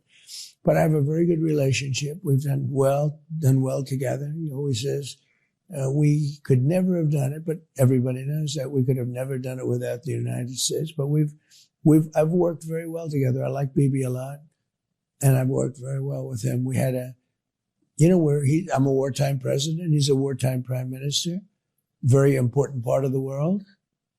And I think we've done, very well. We've gotten along very well together. For the leakers who are trying to undermine President Trump and Benjamin Netanyahu and their relationship, and I'm going to give you an example of this. Somebody in the White House, in the know, is leaking to this man, maybe more than one or two. This has to be cleaned up. A president has to be able to get counsel, and he has to be able to be on phone calls with other heads of state without somebody leaking to a media operation, and particularly when that media operation has a bias. Miranda, good morning. How are you? Good morning, Sid. I'm well, thank you. Yes, I'm glad you didn't play Midnight Oil because they're massive lefties. That's true. They are massive lefties. We're aware of that now. We never cared about that before, but now we're starting to. We actually have a banned list on this show, Miranda. You can't make it up. Folks are not going to play anymore, from Bruce Springsteen to Eric Clapton to Midnight Oil to Pink Floyd. So you did a great job with Pink Floyd. Yeah, they're he's the worst of all, Roger Waters. You kidding me? That's a great job you did there with President Trump. Just a great job. And I know he loves you. And for folks that don't know, he really does love Miranda.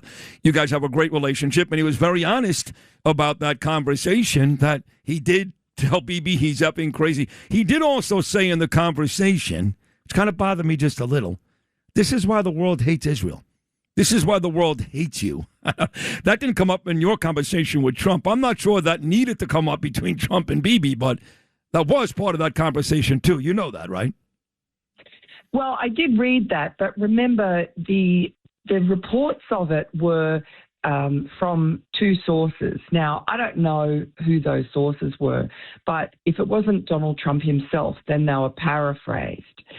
So maybe, the rest of it seemed to be accurate, or those three things that I asked him, which were pretty explosive, calling the Prime Minister of Israel effing crazy and what are you effing doing? And I got you out of jail. Right. I mean, they're pretty, but Donald Trump, who, by the way, absolutely adores you.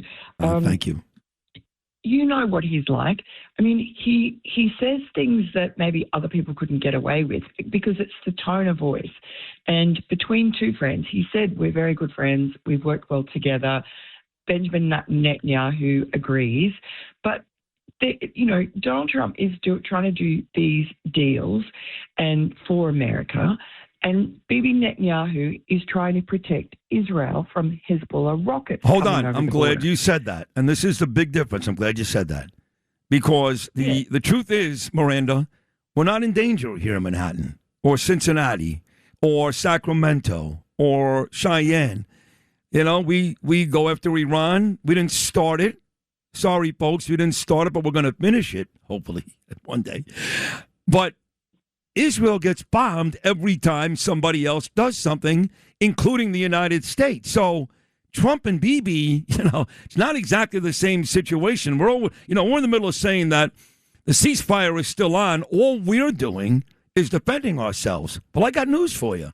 It's the same situation with Bibi and Israel, with Lebanon and Hezbollah. And the difference is they're getting the rockets. We're not. So I love Trump. I love him. I adore him. He's my favorite.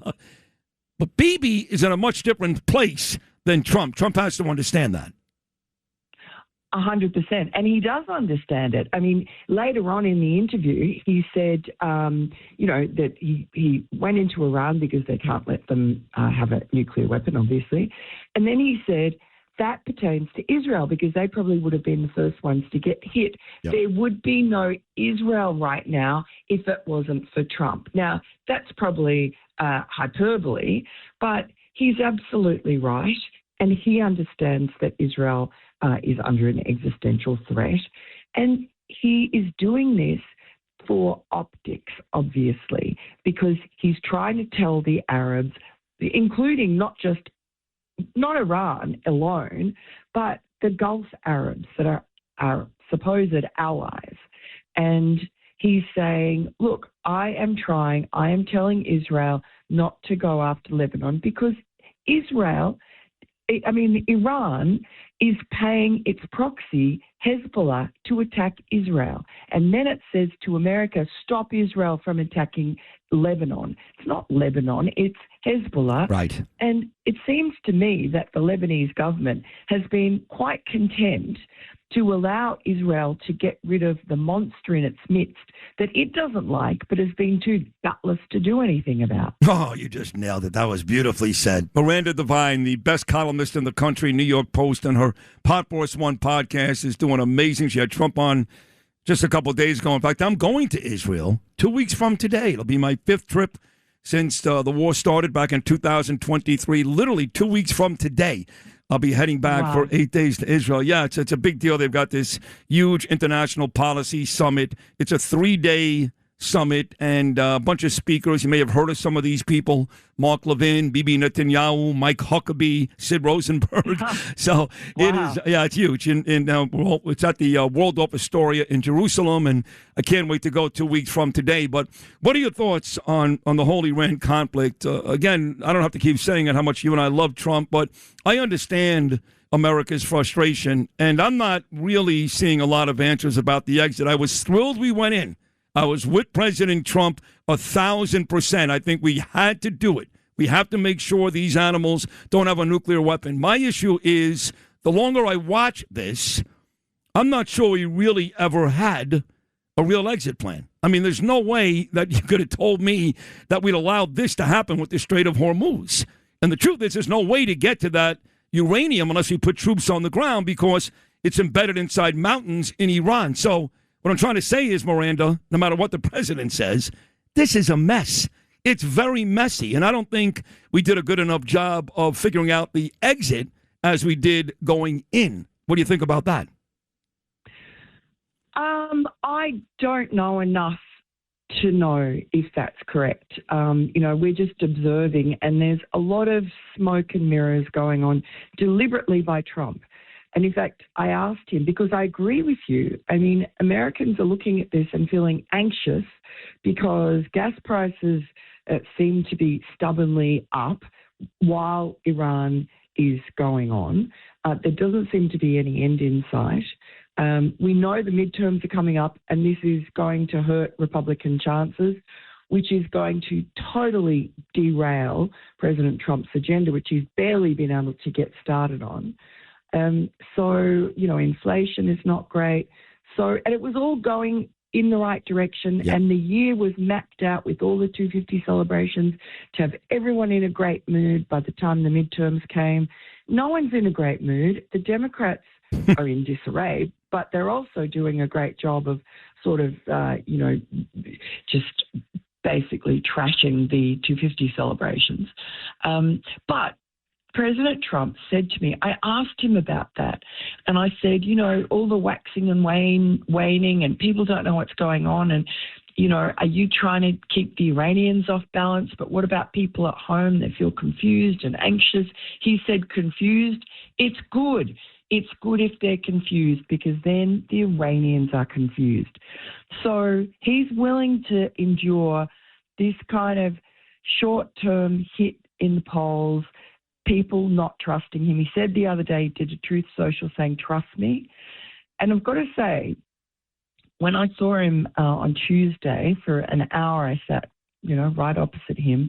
He seems as focused, as sharp, as confident as ever. I didn't detect any kind of lack of energy, any dispiritedness, anything like that. No, so I think he knows what he's doing.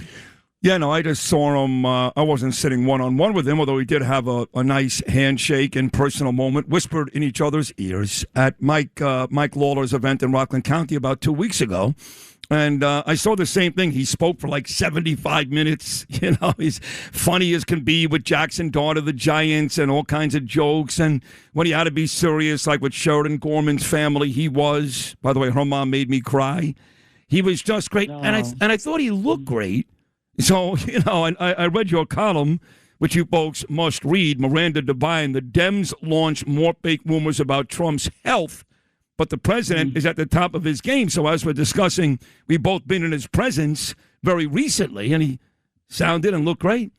Why are the Democrats lying about his health? And no matter what he tells them or the doctors tell them, they still go back on the air and say he's in bad shape, but he's not.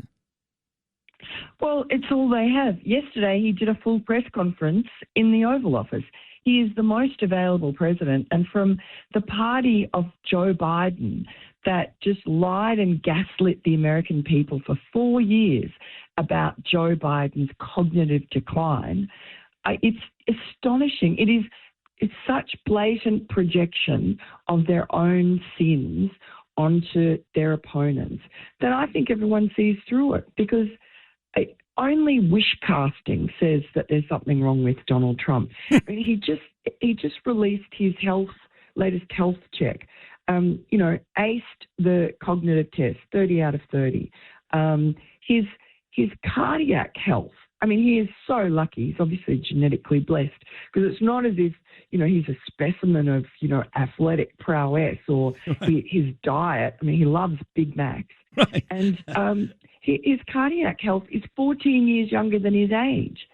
So whatever he's doing, the Democrats just obviously are desperate to try and pretend that he's senile or that he's had a stroke is the latest thing. And they're not just doing it with bots on social media. They had Ted Lieu out there squandering like a huge amount of time in that hearing with Marco Rubio. And Marco Rubio just socked them between the eyes. Oh, he's the best. Because he sees the president every day. Yep. He's the best. He needs to be our next president. No disrespect to J.D. Vance. Don't know what's going to happen, but Marco's the best. And the president, of course, will be 80 years old in exactly 10 days. June 14th, which is Flag Day, and the big UFC event on the White House lawn. On that day, in 10 days, President Trump will turn 80. Miranda Devine, I couldn't love you more than I do. Your podcast is great. You're the best writer in the country, and you're a dear friend, and I just think you're terrific. Thank you so much.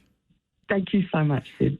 God bless. Miranda Devine right there, folks, the amazing columnist of the New York Post. Check out her podcast, Podforce One, her most recent guest. You may have heard of him, President Donald J. Trump. We'll take a break. When we get back, he's the greatest of all time. Was, still is, will always be. Bill O'Reilly.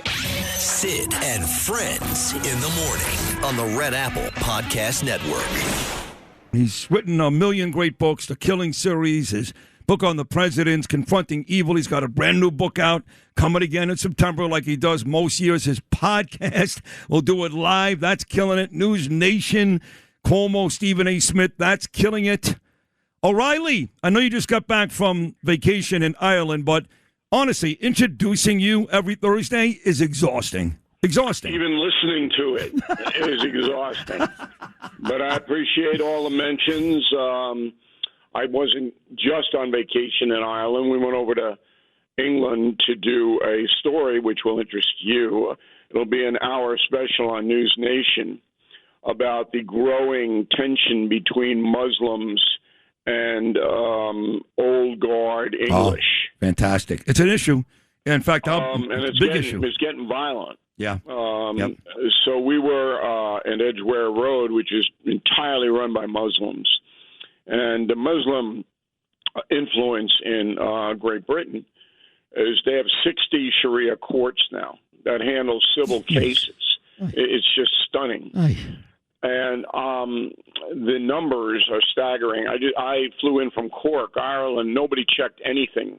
I just got off the plane, walked through the terminal, got in a car, went to London. They didn't know I was there. They didn't know who I was or anything like that. And 250 passengers had the same treatment. So you can just walk on in. And the point of view of the special is this cannot happen here because of geography. You're not going to get millions of Muslims coming over to the United States. However, you can get it, a change in culture and even some very unpleasant incidents by letting South Americans, Central Americans, Mexicans in. And if Kamala Harris were elected, that's exactly what would be happening right now. She's going to run again. Have sealed up that border. Yeah. Yep. Or done anything with ICE at all. Nope. So you would have all the criminal aliens running around setting up their crime syndicates here. And I know Geraldo jumping up and down will say, oh, the Americans do it too. I've heard that argument a million times, so have you. That's no excuse to allow anarchy.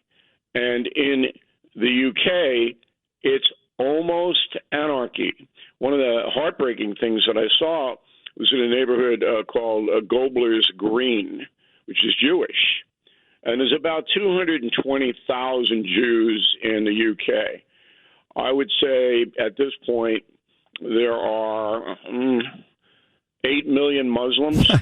I know. So Yeah. Jews are outnumbered. Yeah. Jews are scared. Yep. Should be. I mean, it was amazing a couple of weeks ago that there was such a pro-Israel rally in London because, and I know it very well too, because, you know, my daughter went to school in Wales, so Danielle and I spent a lot of time over that 3-year period in London. Your son Spencer went there too. And look, they've got the London mayor happens to be a Muslim, like our mayor is here in New York, and they allow these people, the Jew haters, which outnumber the Jews, like you said, in a big way, to run wild, just like we do here in New York City. So you've just nailed it. Yeah, millions aren't going to come here, but there are a lot of similarities, which means if you are a Jew living in New York City, you take a look at London, you should be scared.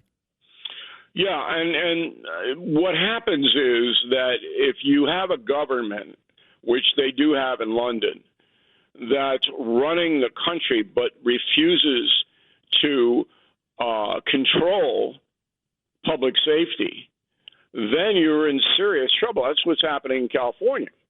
That's why you saw Hilton get a lot of votes.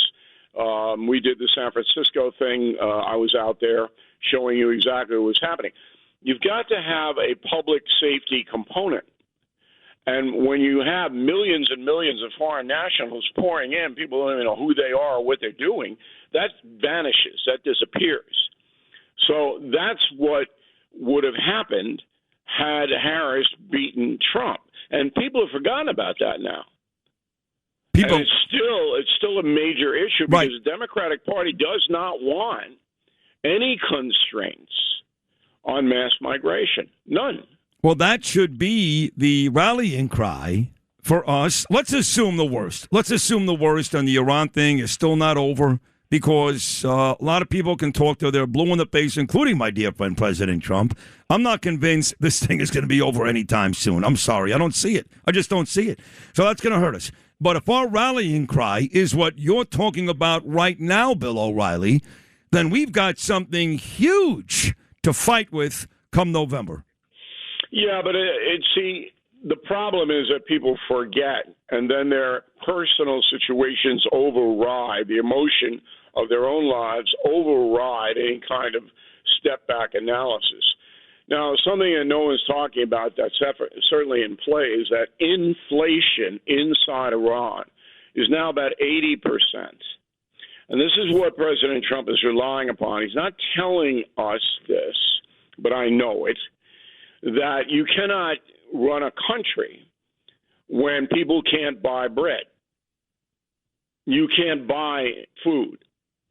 And with inflation at 80%, 80, because they're starved now economically, the Iranian mullahs, they may be causing trouble, but they can't get products in and out of there. And so the people who live there, the 70 million, mostly Persians, are beginning to starve. And what Trump is doing is he's waiting to see if that will be enough to collapse the government without us going in and killing civilians and bombing the hell out of them. Right. And we've heard That's that. where we are right now. And we've heard that, Larry Kudlow was on this show a couple of days ago. He talked about exactly what you're talking about now. And the guy that's been very honest about that happens to be Scott Bessent, that we are literally strangling them. Now, you gave the real number, 80%. Those people are starving to death. So, yes, that is Trump's plan. He's hoping that will help cave in the government. We'll see. But that is the plan. You've just nailed it, Bill O'Reilly. For folks out there that are saying, what is he waiting for? That's it. And those numbers are true, and those people are starving. So, hopefully, Trump and Bessent are onto something here. I mean, what do you think? I know I ask you this every week, but it is kind of the big story for the Republicans. How much longer do you think this goes on? I don't know, and it's not be irresponsible of me to guess because I don't have the sit reps every morning that are given to President Trump. And Miranda Devine pretty much said the same thing. It's very hard for journalists to know. For example, is Netanyahu dust up with Trump? Okay, what that was about, and again, this is never reported. All that's reported is Trump cursed at Netanyahu. Well, let me break this to everybody. Trump curses at everybody. Okay? Everybody, right? Now, I think you have to be 17 and over to get cursed at. But and most every president, with the exception maybe of Washington and Lincoln and Jefferson, cursed at everybody. Of course. They curse. Yes. Okay? What this was all about was that Trump is adamant that no more aggression is entered into the conflict with Iran until it gets more defined. So it don't want Netanyahu bombing in Lebanon or even Hamas, although they are assassinating Hamas leaders, and I support that. Okay? He wants them to pull back until his strategy, whatever it may be, unfolds. It's not an unreasonable position. No. So just hold your fire here until we see what we can get. Yeah. That was the genesis of the phone call. Yeah, that's right. That's right. Nobody reports it, No. but that's what But happened. also, just so you know, because you're right about assassinating Hamas leadership, the guy that abducted Hersh Goldberg, who kind of became the face of the hostages. Everybody knows Rebecca and John Goldberg. His arm got blown off inside a one of those bomb shelters, and eventually he was executed in a tunnel. They actually found and killed the guy responsible for abducting Hersh Goldberg out of one of those bomb shelters. But just, I know you know this, but that was the conversation. And Bibi said, okay. And then Bibi afterwards said, we're going to do what we have to do. So Bibi did not. It's not as simple as we're going to have to do what we have to do. There's a time mechanism on it. Okay, Trump's not saying to Israel, you can't do X. He's saying, wait, give me some room.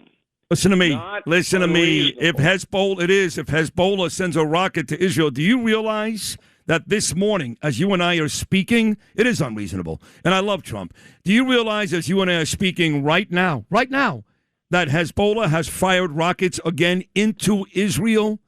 Bibi's not going to take the Scud missiles. Those days are over. So, again, we're not getting bombed in Cincinnati. We're not getting bombed in Brooklyn or Los Angeles. So it is unreasonable to ask Bibi to just sit there and take it.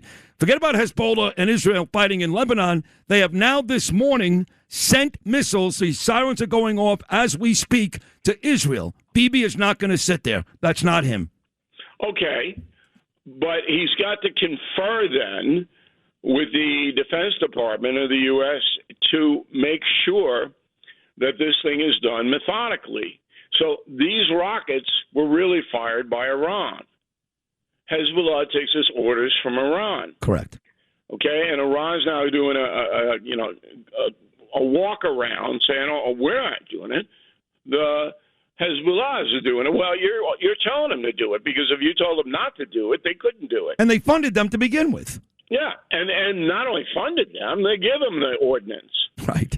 So it's a very, very complicated thing. But if you are a commander, as Trump is, you have to try to get your strategy ingrained, and sometimes that causes a restraint order.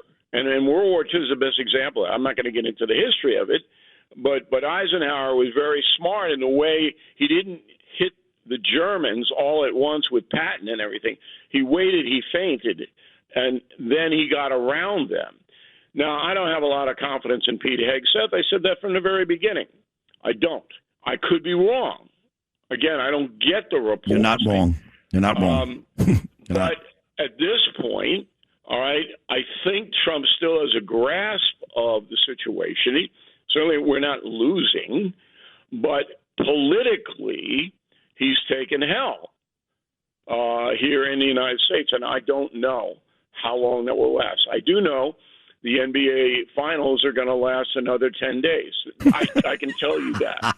Okay? And I'm glad the president's going to the game on Monday. He needs a little relief, and I hope people are respectful at Madison Square Garden. It's always dicey. Well, that was my next question. So he's going to be there Monday, and Bruce Blakeman's going to be there. And I was actually going to ask you if you were going to be there. I know you were in the box with President Trump, with Randy Levine at Yankee Stadium last summer. The president is coming back to a Yankee game this year. I can't tell you when, but he's going to be here again. But regardless, there's a lot of liberals in that arena, from Ben Stiller to Spike Lee. How do you think President Trump will be accepted on Monday night?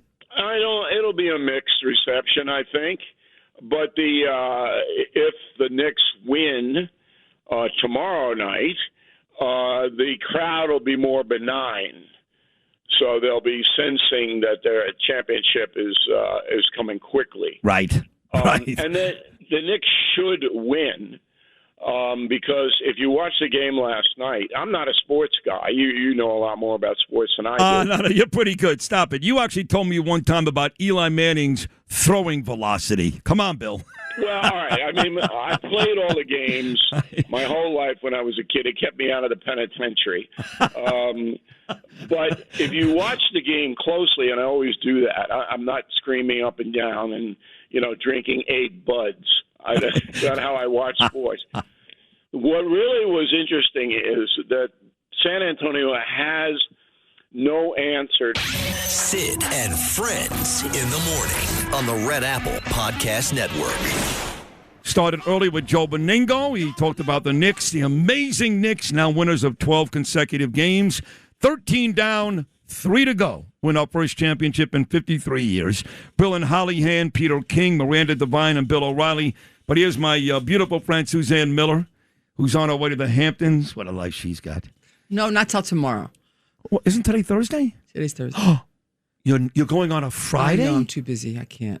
Yeah, but the traffic is going to be terrible. And I leave like 5 in the morning. Okay, then you're fine. Yeah. Okay. You do like I do. Me and Lou are in the car at 4 o'clock every morning. 4 o'clock.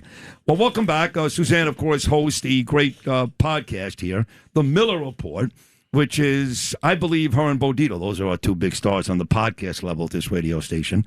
She's in taxi cabs, and everybody knows her. And real estate, of course, is a huge discussion. That's why she's on this show every couple of weeks in New York, because when we're trying to figure out the health, the economic health of our city, with this radical Islam psycho running this city, you got to look at real estate really first. And there's a bunch of laws, new laws, that are going to play here, and I have no idea what they are and whether or not they're going to help people like Suzanne Miller, but you do. So what's going on? A lot's going on, Sid. So let's talk about the law first.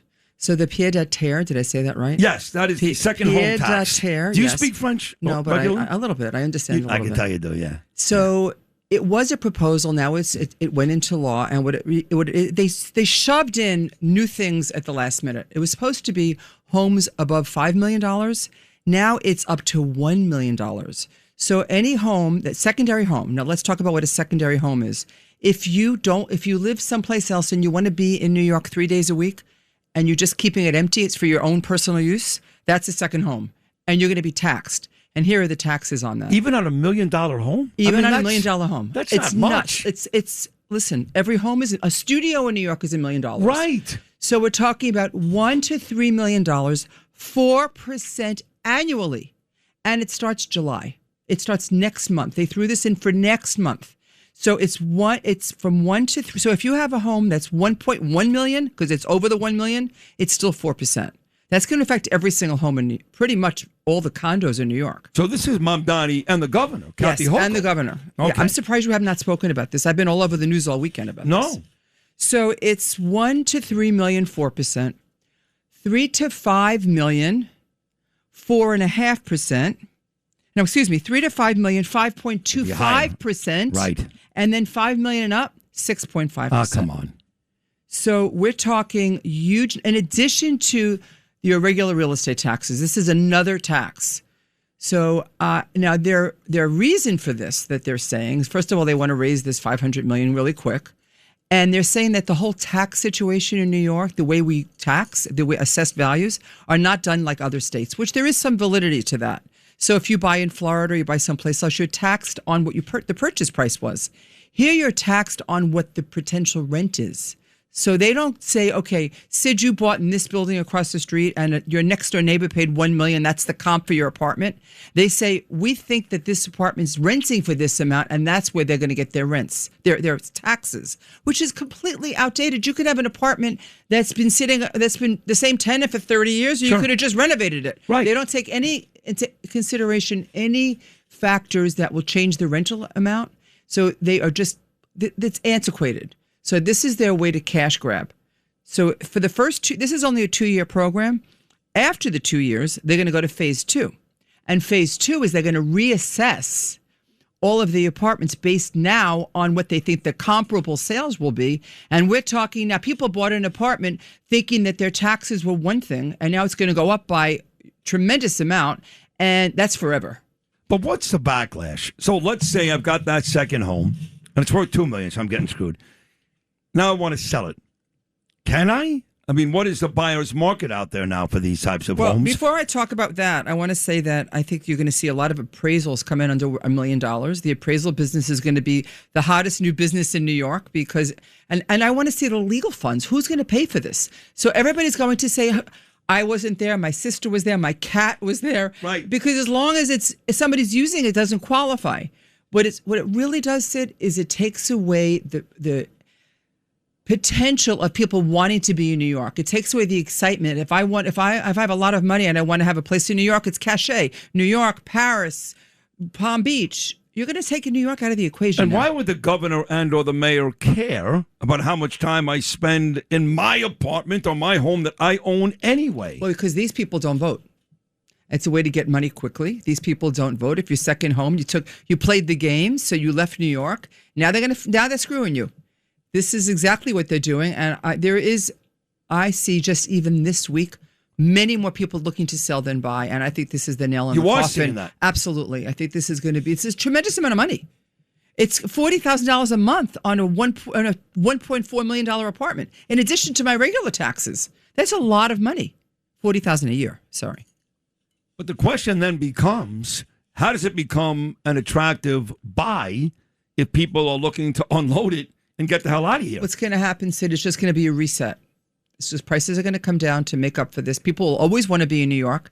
I just got my trademark in the mail. Never bet against New York. It's actually official. Yes. No, come on. I did. I'm going to be on the taxis with my little never bet against New York for the Knicks. That's great.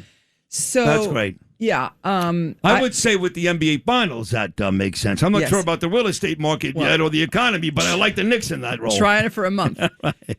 So people That's will cool. always want to be in New York. New York is, listen, the office market is still off the charts. Everybody still wants to be in New York. You have young kids that want to be here. It's going to reset the prices. We're going to see prices come down to make up for this. When there's a lot of supply, the prices come down. And that's what's going to happen, in my opinion. But it could get very, very bad before we get to that spot. No, very bad. I was talking to a friend last night that has a place in London, and he was telling me that his price went down by 40%.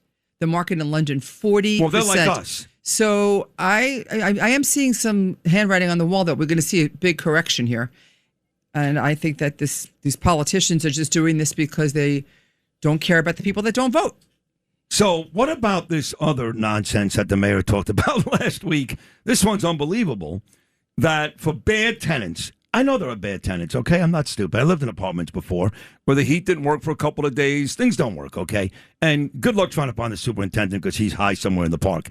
But what about this nonsense, or they're overcharging, where bad tenants, they're going to take the buildings, the bad landlords, they're going to take the buildings from them and literally give them to the tenants. I've never heard something so ridiculous. That was called COPA, and they tried, and Jim Walden was the attorney on it, and it didn't pass. It didn't pass. It didn't pass, but now they're trying it again. And if you look at the new bill, it's $22 billion for real estate housing over the next 10 years. That's what the budget is.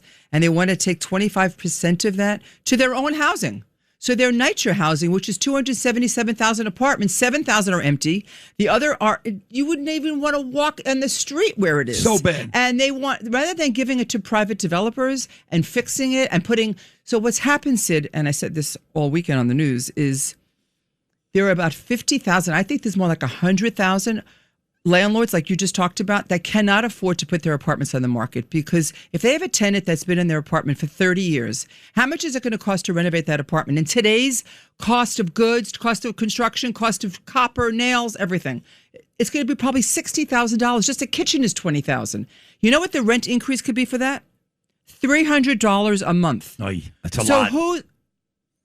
But they're never going to, on a vacant apartment, they have to spend all this money to renovate it. Well, it's it. not a lot for the landlord. It's so nothing it's not. for them. It's not a lot. It's nothing for the landlord. So they're not putting these apartments on the market. If they want to take this budget and they want to really raise money and fix the affordable housing issue, the first thing they should do is make it possible for the landlords that are holding back these apartments that can't put it on the market, not take it away from them, let them put it back on the market, and at least when they're vacant, set it at a new rate so that these people, so we could start the economy. You want to fix a broken system that never worked. The government is not a landlord. We need private developers to build these things. We don't need the government to come in and fix $6 billion in repairs that's never going to be fixed. They're the worst landlords. The worst. Wow. So this is a little more ominous, because you always say, never bet against New York, and you seemed at least to be a little less inclined to hammer New York and Mamdani, but this today, it's a little more ominous. Yeah, to me, it's like a slow fire that's on a bridge, and I hope it doesn't catch fire, and I hope the bridge saves it, because I am very concerned. I've never been this concerned as I am right now, that there really is an attack, not on the landlords, but on second home, on the wealth, on people that want to be in New York, and you're saying you're not welcome. What about the sales tax? What about the people that are going to lose the jobs? What about the Ubers? What about the restaurants? What about the hair salons? If people don't want to be in New York, we're going to lose that money in sales tax and legal fees. Yeah.